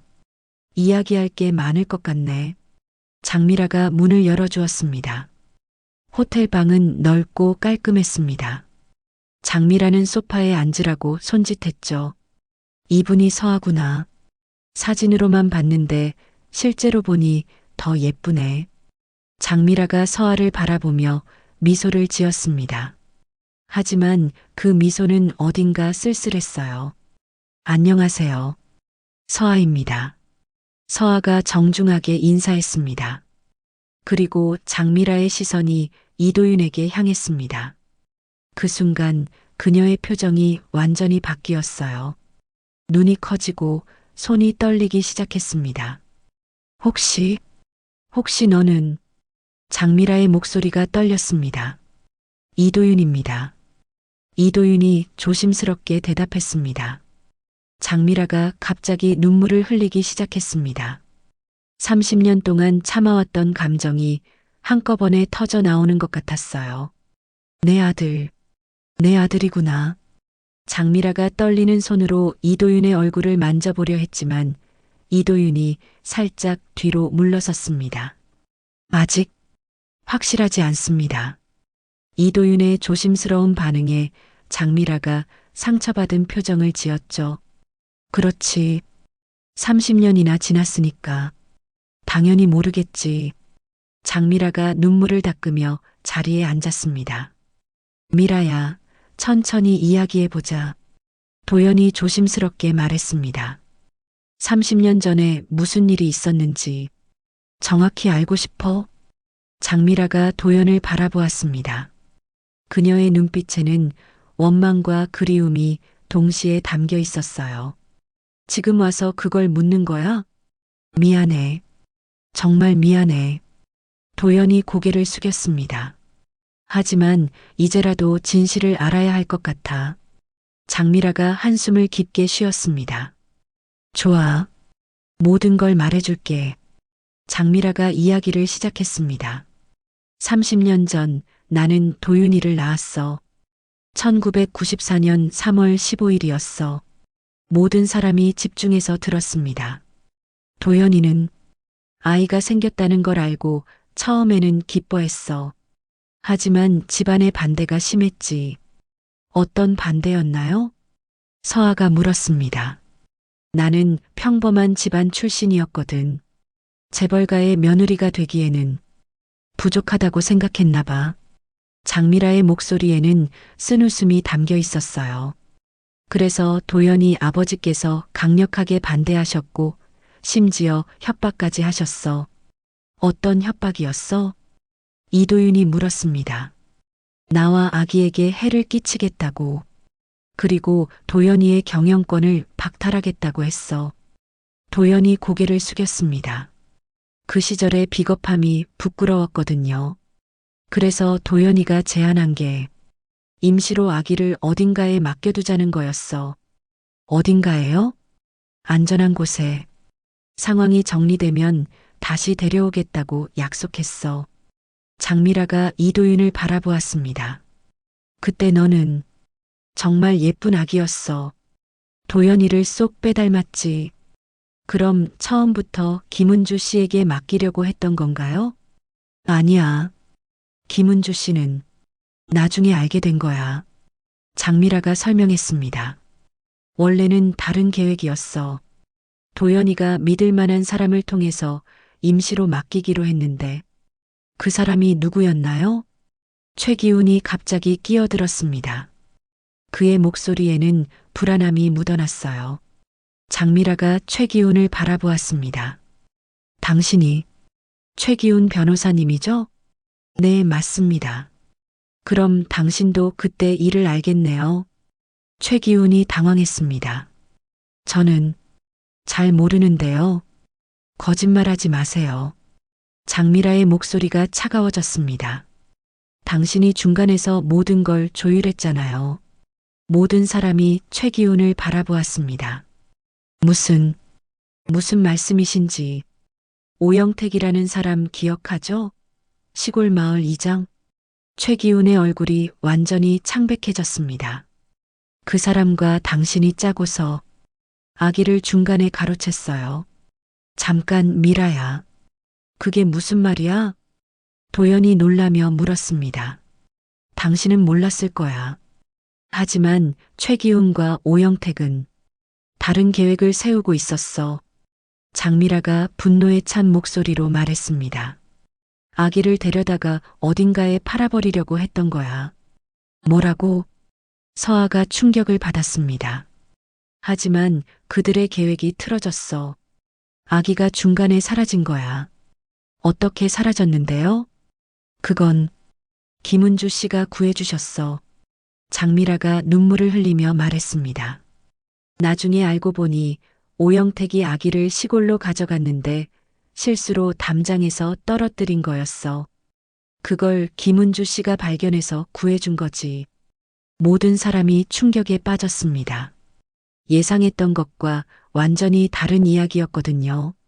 그럼 김은주 씨는 그냥 우연히. 그래. 우연히 구해주신 거야. 그리고 정성스럽게 돌봐주셨어. 장미라가 감사한 표정으로 말했습니다. 하지만 최기훈과 오영택은 자신들의 계획이 틀어진 걸 알고 협박 편지를 보냈어. 김은주 씨에게요? 그래. 아기를 돌려보내라고. 안 그러면 위험하다고. 그래서 김은주 씨가 저를 멀리 보낸 거군요. 이도윤이 마침내 진실을 이해했습니다. 맞아. 은주 씨는 정말 선한 분이셔. 너를 지키려고 그런 선택을 하신 거야. 모든 사람의 시선이 최기훈에게 향했습니다. 그는 이미 변명할 수 없는 상황이었죠. 최 변호사님, 이제 설명해 주세요. 도연이 차가운 목소리로 말했습니다. 30년 동안 무슨 짓을 한 건지. 최기훈이 완전히 무너져 내렸습니다. 더 이상 숨길 수 없다는 걸 알았거든요. 최기훈이 고개를 들었을 때 그의 얼굴은 이미 체념한 사람의 모습이었습니다. 30년간 숨겨왔던 비밀이 마침내 드러날 순간이었죠. 모든 게 내 욕심 때문이었습니다. 최기훈이 떨리는 목소리로 말을 시작했습니다. 30년 전 저는 갓 도연그룹에 입사한 신입 변호사였어요. 야심도 많았고 돈에 대한 욕심도 있었죠. 모든 사람이 숨을 죽이고 들었습니다. 회장님의 개인적인 문제를 알게 되면서 기회라고 생각했어요. 어떤 기회를요?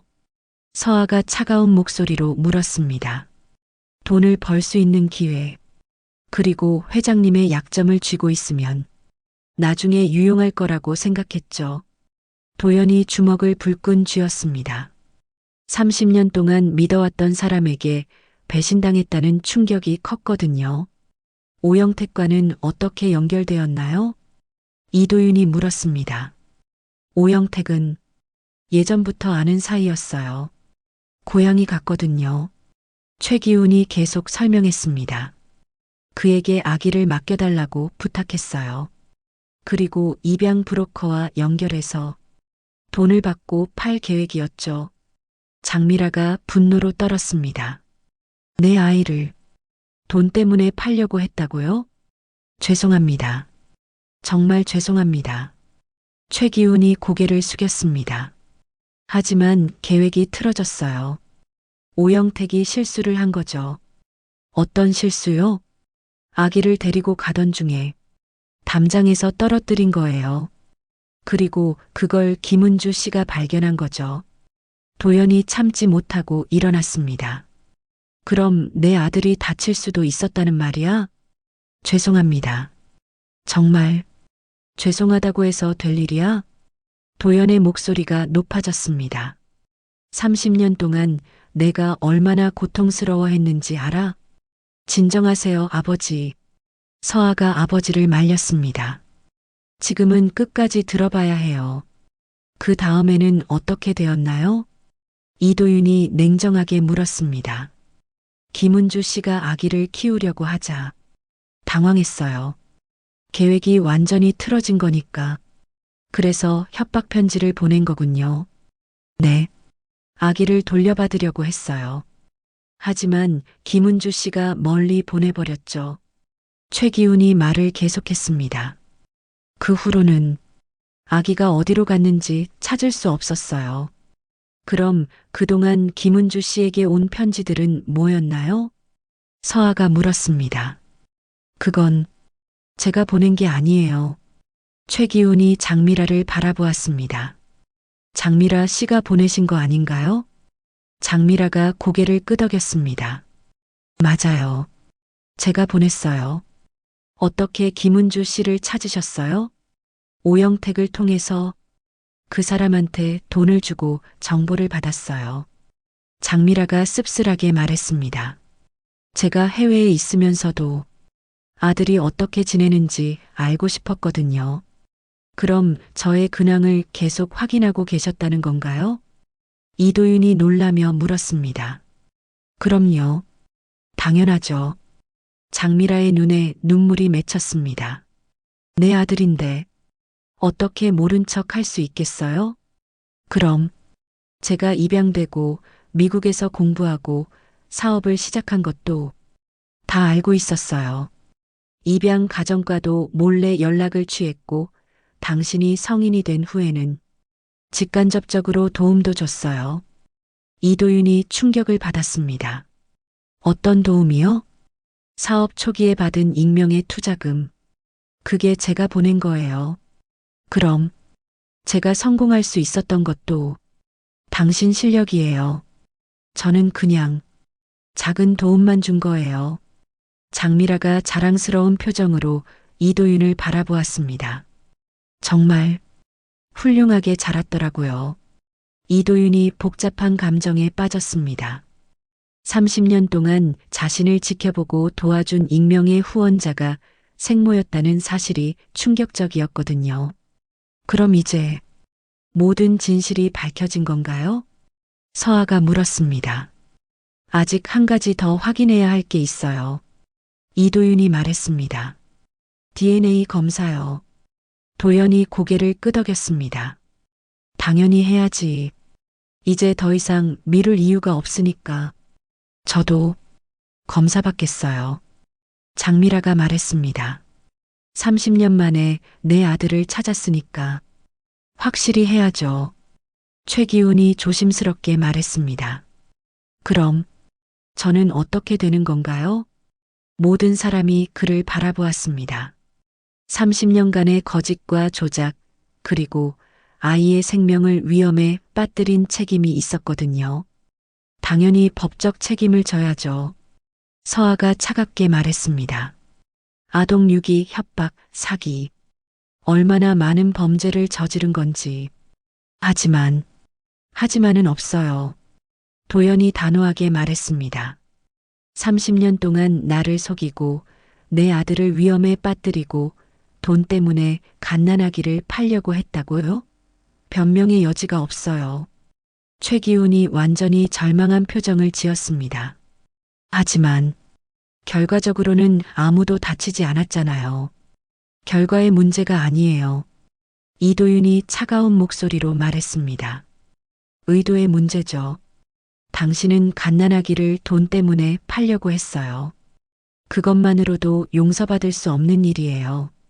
장미라가 최기훈을 바라보며 말했습니다. 30년 동안 얼마나 많은 사람이 고통받았는지 알아요? 도연이도, 저도, 김은주 씨도, 그리고 도윤이도 모두가 당신 때문에 상처받았어요.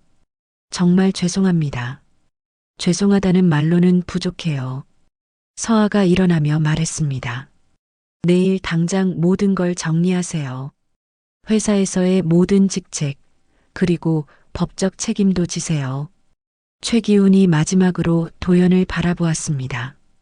회장님, 30년 동안 함께 일한 정을 생각해서 정이요? 도연이 비웃듯 말했습니다. 30년 동안 내 등 뒤에서 칼을 갈고 있었던 사람이 정을 말하는 거예요? 더 이상 할 말이 없습니다. 최기훈이 자리에서 일어났습니다. 제가 모든 걸 정리하겠습니다. 최기훈이 나간 후 네 사람은 한동안 침묵했습니다. 이제 정말 끝난 건가요? 서아가 조심스럽게 물었습니다. 아직 DNA 검사가 남았어요. 이도윤이 대답했습니다. 하지만 결과는 거의 확실하죠. 장미라가 이도윤을 바라보며 말했습니다. 정말 내 아들 같아요. 어릴 때 모습 그대로예요. 저도 어머니와 닮은 부분이 있는 것 같아요. 이도윤이 처음으로 부드러운 표정을 지었습니다. 그럼 이제 가족이 되는 건가요? 서아가 설레는 목소리로 물었습니다. 천천히 해보죠. 도연이 말했습니다. 30년의 공백을 하루아침에 메울 수는 없으니까. 맞아요. 장미라도 동의했습니다. 서로에게 시간이 필요할 것 같아요. 하지만 네 사람 모두의 얼굴에는 희망이 보였습니다. 30년 만에 진실이 밝혀지고 흩어졌던 가족이 다시 만날 수 있게 되었으니까요. DNA 검사 결과가 나오기까지 일주일이 걸렸습니다. 그동안 도연, 서하, 이도윤, 그리고 장미라는 조심스럽게 관계를 회복해 나가고 있었죠. 서하와 이도윤은 특히 가까워졌습니다. 30년 만에 찾은 오빠에 대한 서하의 애정은 각별했고 이도윤도 동생의 순수함에 마음을 열기 시작했거든요. 그런데 DNA 검사 결과를 받기 하루 전 예상치 못한 전화가 걸려왔습니다. 이도윤입니다. 저 오영택입니다. 시골 마을 이장 오영택의 목소리였습니다. 하지만 평소와는 다르게 다급했죠. 무슨 일이세요? 급하게 만나 뵙고 싶습니다. 중요한 얘기가 있어요. 어떤 얘기인데요? 전화로는 어려운 얘기입니다. 직접 만나서 해야 할 것 같아요. 이도윤이 잠시 망설였습니다. 최기훈의 공범이었던 오영택을 믿을 수 있을지 확신이 서지 않았거든요. 혹시 30년 전 일과 관련된 건가요? 네, 그렇습니다. 그런데 제가 알고 있는 것과 지금까지 밝혀진 것이 조금 다른 부분이 있어서요. 다른 부분이요? 네, 중요한 사실이 하나 더 있어요. 반드시 말씀드려야 할 것 같습니다. 이도윤이 서아에게 연락했습니다. 오영택이 만나자고 하는데 함께 가실래요? 당연히 가야죠. 혹시 또 다른 진실이 있을지 모르니까요. 두 사람은 다음 날 오후 시골 마을로 향했습니다. 도연과 장미라에게도 연락을 했지만 도연은 회사 일로 바빴고 장미라는 컨디션이 좋지 않다고 했죠. 마을에 도착하니 오영택이 기다리고 있었습니다. 그의 표정은 심각했어요. 와주셔서 감사합니다. 오영택이 정중하게 인사했습니다. 무슨 중요한 얘기가 있다고 하셨는데요? 서아가 직접적으로 물었습니다. 일단 안으로 들어가서 이야기합시다. 오영택이 그들을 자신의 집으로 안내했습니다. 작은 방에 앉아서 오영택은 오래된 상자 하나를 꺼내왔어요. 이건 30년 전부터 보관해 온 것들입니다. 상자 안에는 여러 서류와 사진들이 들어 있었습니다. 최기훈 변호사님이 모든 걸 자백하신 모양이네요. 네, 그렇습니다. 이도윤이 대답했습니다. 그런데 왜 이제야 이런 걸 보여주시는 건가요? 사실은 저도 모든 걸 알고 있었던 게 아니었어요. 오영택이 설명하기 시작했습니다. 최기훈 씨가 저에게 말한 건 단순히 아기를 임시로 맡아달라는 것 뿐이었어요. 임시로요? 네, 상황이 정리될 때까지만. 그리고 나중에 좋은 가정에 입양 보내는 걸로 알고 있었죠. 서아가 의구심을 표했습니다. 그럼 돈을 받고 팔려고 했다는 건 모르셨다는 말씀이세요? 네. 나중에야 알았어요. 최기훈 씨가 중간에서 조작한 거였죠. 오영택이 서류 하나를 꺼냈습니다. 이걸 보세요. 그것은 입양 브로커와 주고받은 편지들이었습니다. 하지만 내용을 보니 단순한 입양이 아니라 명백히 동거래였어요. 이걸 발견하고 나서 너무 무서웠어요. 제가 범죄에 가담한 거니까. 그래서 어떻게 하셨어요? 아기를 안전한 곳에 맡기려고 했어요. 그런데 실수를. 오영택이 고개를 숙였습니다. 담장에서 떨어뜨린 건 정말 실수였어요. 너무 당황해서. 그래도 다행히 김은주 씨가 구해주셨잖아요. 이도윤이 말했습니다. 맞아요. 그래서 정말 다행이었어요. 하지만 오영택이 말을 멈췄습니다. 하지만 뭔가요? 사실 김은주 씨에게 협박 편지를 보낸 건 제가 아니에요. 두 사람이 놀랐습니다. 그럼 누가 보낸 건가요? 그걸 지금까지 몰랐는데 어제서야 알게 되었어요. 오영택이 또 다른 편지를 꺼냈습니다. 이게 어제 제게 온 편지예요. 편지를 읽어보니 충격적인 내용이었습니다. 30년 전 협박 편지를 보낸 진짜 범인의 고백이 담겨 있었어요. 이건 누가 보낸 거예요? 서아가 떨리는 목소리로 물었습니다. 양말순 할머니, 김은주 씨의 친정 어머니였어요. 양말순 할머니가요? 이도윤이 놀랐습니다. 네. 할머니가 협박 편지를 보낸 거였어요. 왜요? 무슨 이유로? 김은주 씨를 지키려고. 할머니 나름대로는 딸을 보호하려던 거였어요. 오영택이 설명했습니다. 할머니가 보시기에는 갑자기 나타난 아기 때문에 딸이 위험해질 것 같았던 거죠. 그럼 김은주 씨는 모르고 계셨다는 건가요? 네, 은주 씨는 누가 편지를 보냈는지 몰랐어요. 서아와 이도윤이 서로를 바라보았습니다. 또 다른 진실이 밝혀진 순간이었죠. 그런데 왜 할머니가 이제야 고백을? 돌아가시기 전에 양심의 가책 때문이었나 봐요. 오영택이 슬픈 표정으로 말했습니다. 어제 요양원에서 돌아가셨어요. 그 전에 이 편지를 저에게 부탁하셨죠. 할머니가 돌아가셨다고요? 네. 평소에 치매가 있으셨는데 가끔 정신이 맑아지실 때가 있었거든요. 마지막에 모든 걸 기억해내신 것 같아요. 이도윤이 복잡한 감정에 빠졌습니다. 자신을 위험에 빠뜨린 사람이지만 동시에 김은주를 보호하려던 할머니의 마음도 이해할 수 있었거든요. 그럼 모든 진실이 이제 밝혀진 건가요? 서아가 물었습니다. 아직 하나 더 있어요. 오영택이 마지막 서류를 꺼냈습니다. 이건 30년 전 병원 기록인데 서류를 보니 이상한 점이 있었습니다.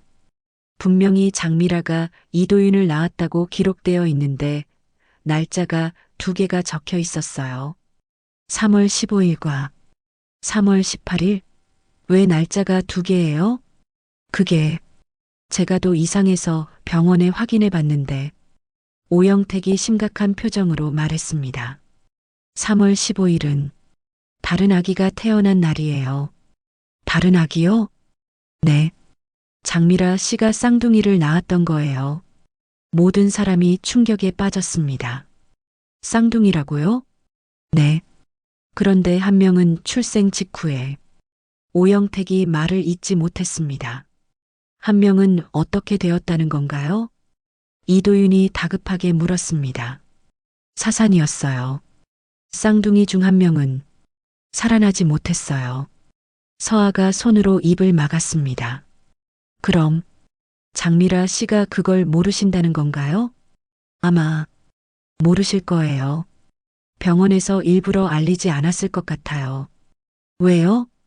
산모의 충격을 고려해서 그리고 당시 상황이 워낙 복잡했으니까. 이도윤이 머리를 감쌌습니다. 계속해서 새로운 진실들이 드러나고 있었는데 각각이 모두 충격적이었거든요. 그럼 제가 태어났을 때 저에게는 형제가 있었다는 건가요? 네. 쌍둥이 형제가 있었어요. 이건 어떻게 해야 할까요?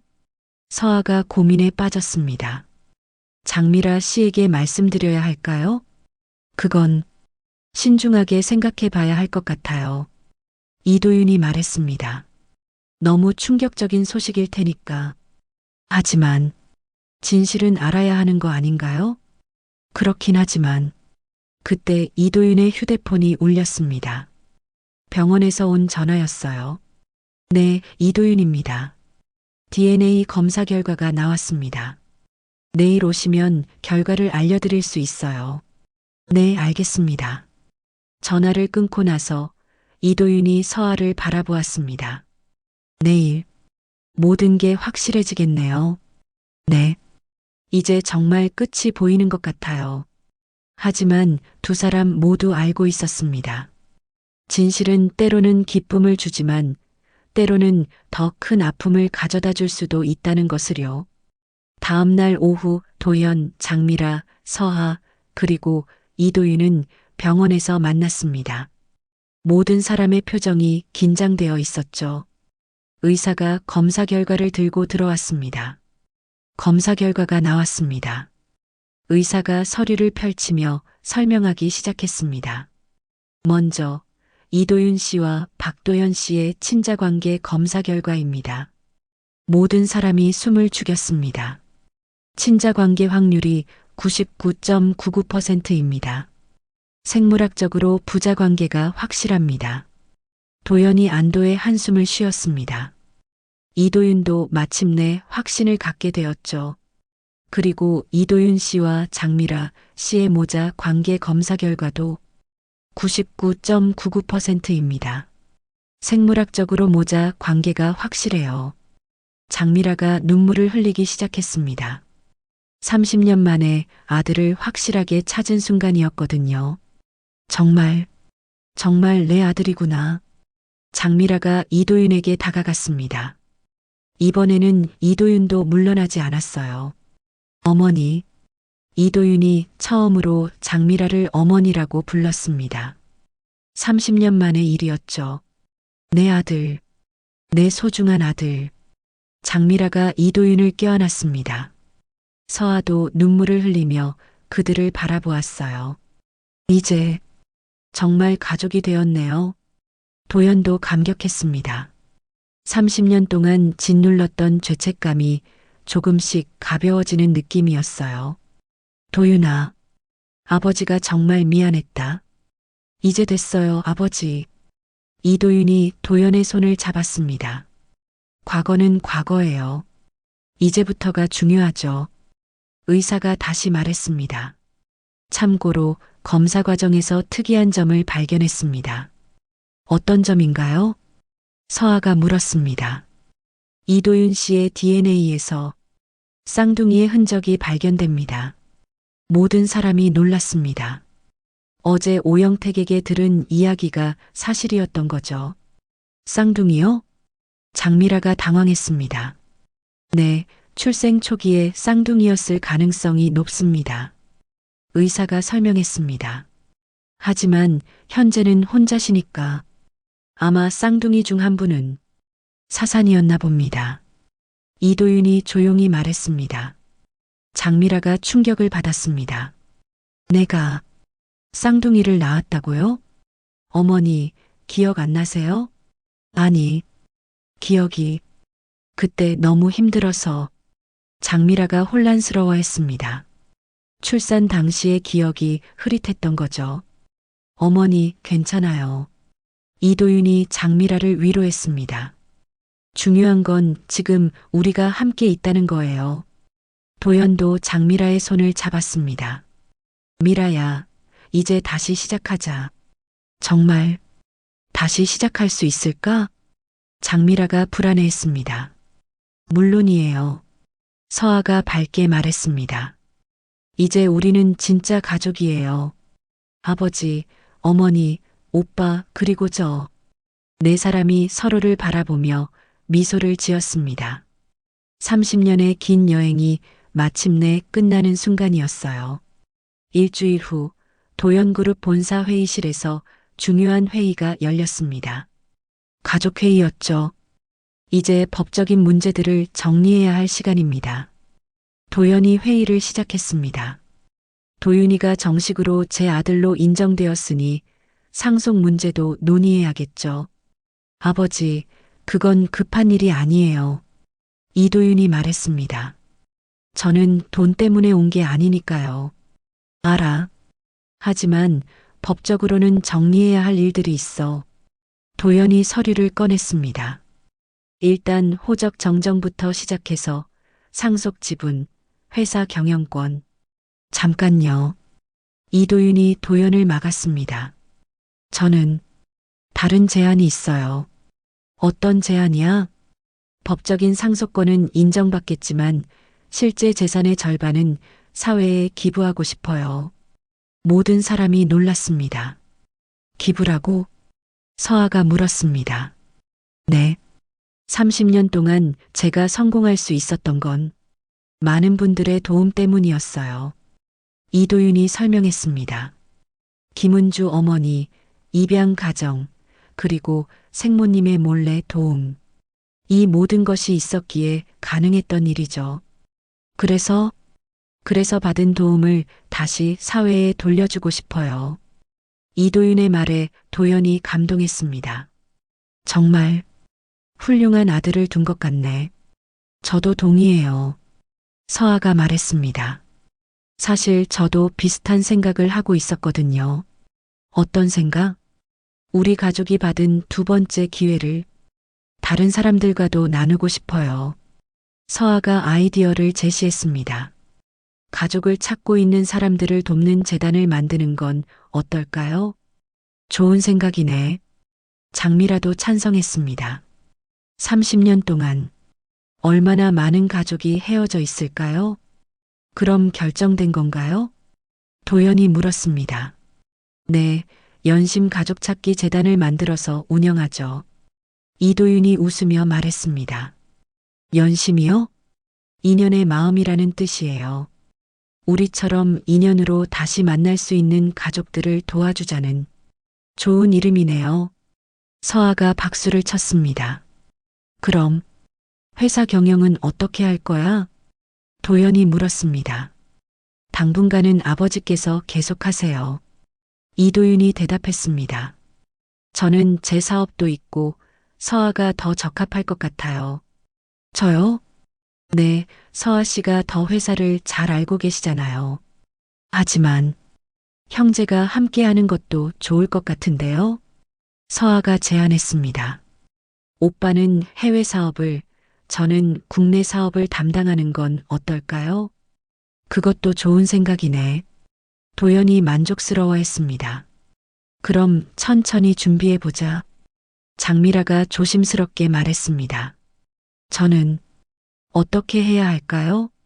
어머니께서는 하고 싶으신 일이 있으세요? 이도윤이 물었습니다. 30년 동안 아들을 그리워하면서만 살았거든요. 이제는 뭘 해야 할지. 그럼 재단 일을 도와주세요. 서아가 제안했습니다. 헤어진 가족들의 마음을 가장 잘 이해하실 테니까요. 그럴 수 있을까요? 물론이에요. 이도윤이 어머니의 손을 잡았습니다. 우리 함께해요. 6개월 후 김은주의 시골집 마당. 작은 잔치가 벌어지고 있었습니다. 연심 가족 찾기 재단의 첫 번째 성공 사례를 기념하는 자리였죠. 20년 만에 부모를 찾은 한 청년이 가족과 재회한 날이었어요. 김은주는 여전히 그 마당에서 살고 있었습니다. 하지만 이제는 혼자가 아니었어요. 이도윤이 새로 지어준 작은 별채에서 편안하게 지내고 있었거든요. 은주 어머니, 정말 감사해요. 이도윤이 김은주에게 인사했습니다. 뭘 감사해 하니? 나야말로 너 덕분에 이렇게 좋은 일들을 할 수 있게 되었는걸. 김은주의 얼굴에는 평화로운 미소가 있었습니다. 그런데 양말순 할머니 생각이 많이 나네요. 그러게. 할머니도 이 모습을 보시면 좋아하셨을 텐데. 마당 한쪽에는 작은 추모비가 세워져 있었습니다. 양말순 할머니를 기리는 비석이었어요. 도영과 장미라도 마당에 앉아 있었습니다. 30년 만에 다시 시작한 두 사람의 관계는 예전과는 달랐지만 나름대로 편안했어요. 정말 변했네, 이 마을도. 장미라가 주변을 둘러보며 말했습니다. 재단 덕분에 많이 활기를 되찾았어. 도연이 대답했습니다. 도윤이가 이 마을을 재단의 본부로 정한 것도 좋은 선택이었던 것 같아. 서아가 마당으로 들어오면서 말했습니다. 오빠는 어디 갔어요? 아, 새로운 가족을 안내하고 있어. 곧 올 거야. 잠시 후 이도윤이 한 가족과 함께 나타났습니다. 10년 만에 딸을 찾은 아버지와 그 딸이었어요. 정말 감사합니다. 아버지가 눈물을 흘리며 이도윤에게 감사 인사를 했습니다. 아니에요. 저희가 해야 할 일을 한 것뿐이에요. 이도윤이 겸손하게 답했습니다. 그런데 이런 일을 계속할 수 있을까요? 딸이 걱정스럽게 물었습니다. 물론이죠. 서아가 대답했습니다. 우리 재단의 목표는 모든 헤어진 가족이 다시 만날 수 있도록 돕는 거예요. 하지만 돈이 많이 들 텐데. 걱정하지 마세요. 도연이 웃으며 말했습니다. 우리 가족이 30년 만에 다시 만날 수 있었던 것처럼 다른 가족들도 그럴 수 있어야 한다고 생각해요. 장미라가 덧붙였습니다. 그리고 이런 일은 돈보다 더 소중한 거니까요. 재회한 가족이 떠난 후 네 사람과 김은주는 마당에 둘러앉았습니다. 해가 지기 시작하는 시간이었어요. 이제 정말 모든 게 정리된 것 같네. 도연이 감개무량하게 말했습니다. 30년이라는 세월이 이렇게 지나갔구나. 하지만 너무 늦지는 않았죠? 이도윤이 물었습니다. 물론이야. 아직 우리에게는 시간이 많이 남아 있어. 그러게요. 서아가 밝게 말했습니다. 앞으로 얼마나 많은 좋은 일들을 할 수 있을까요? 상상만 해도 설레네. 장미라가 미소 지었습니다. 그런데 가끔 생각해봐요. 이도윤이 손목의 실팔찌를 만지작거리며 말했습니다. 만약 그때 다른 선택을 했다면 어땠을까? 어떤 선택 말이야? 도연이 물었습니다. 만약 김은주 어머니를 만나지 않았다면, 진실을 찾으려 하지 않았다면, 그럼 우리는 계속 모르고 살았겠지. 서아가 대답했습니다. 하지만 그랬다면 이런 행복도 없었을 테고요. 맞아. 김은주가 조용히 말했습니다. 인연이라는 게 참 신기한 것 같아.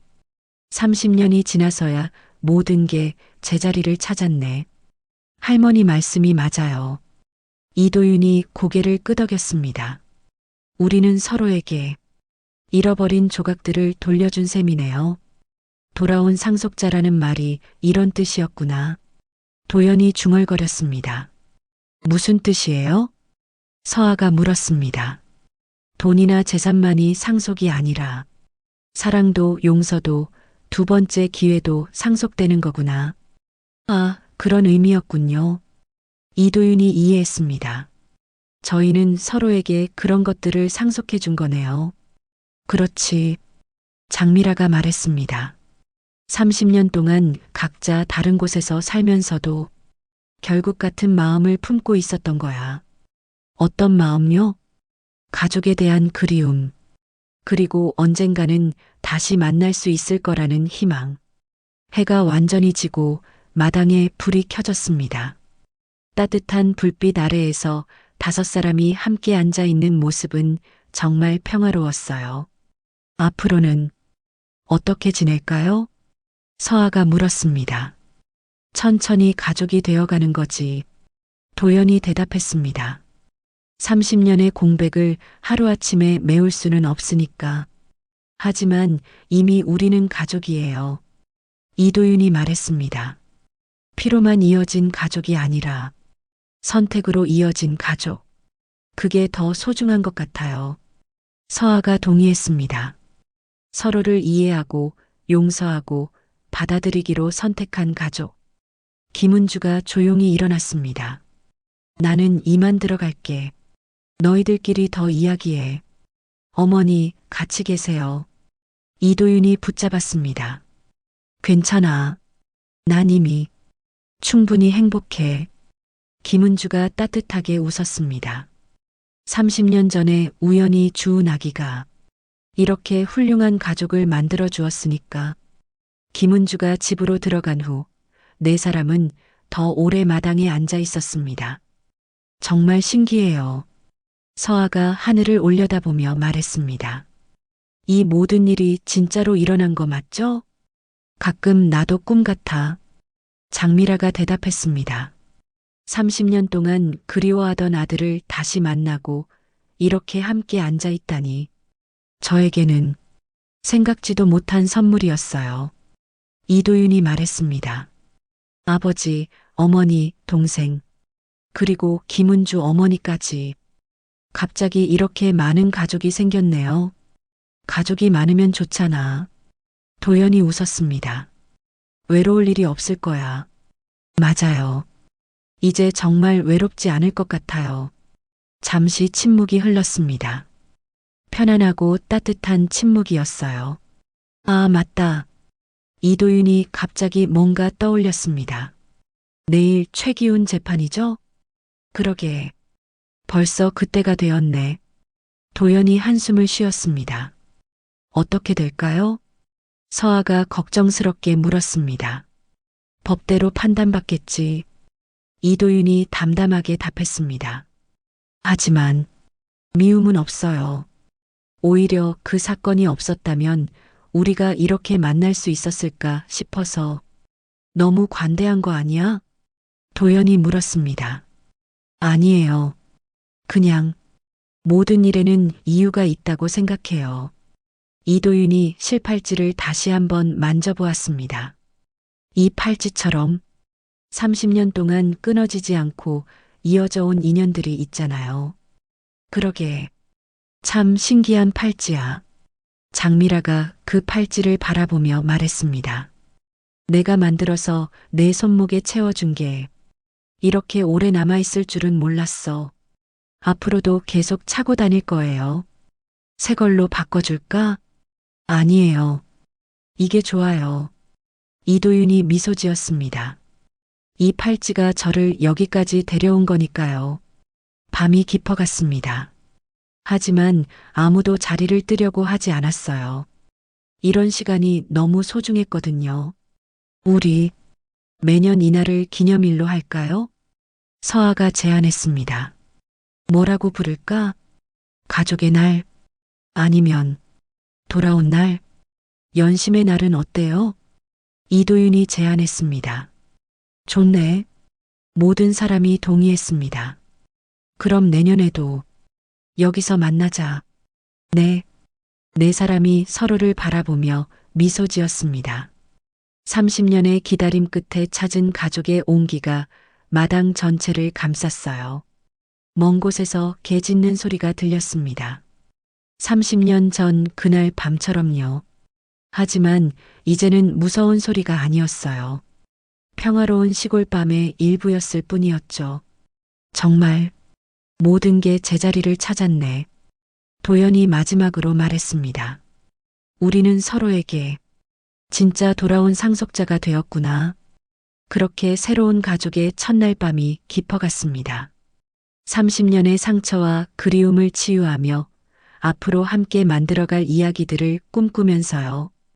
이 이야기는 돈과 권력이 전부가 아니라는 이야기였습니다.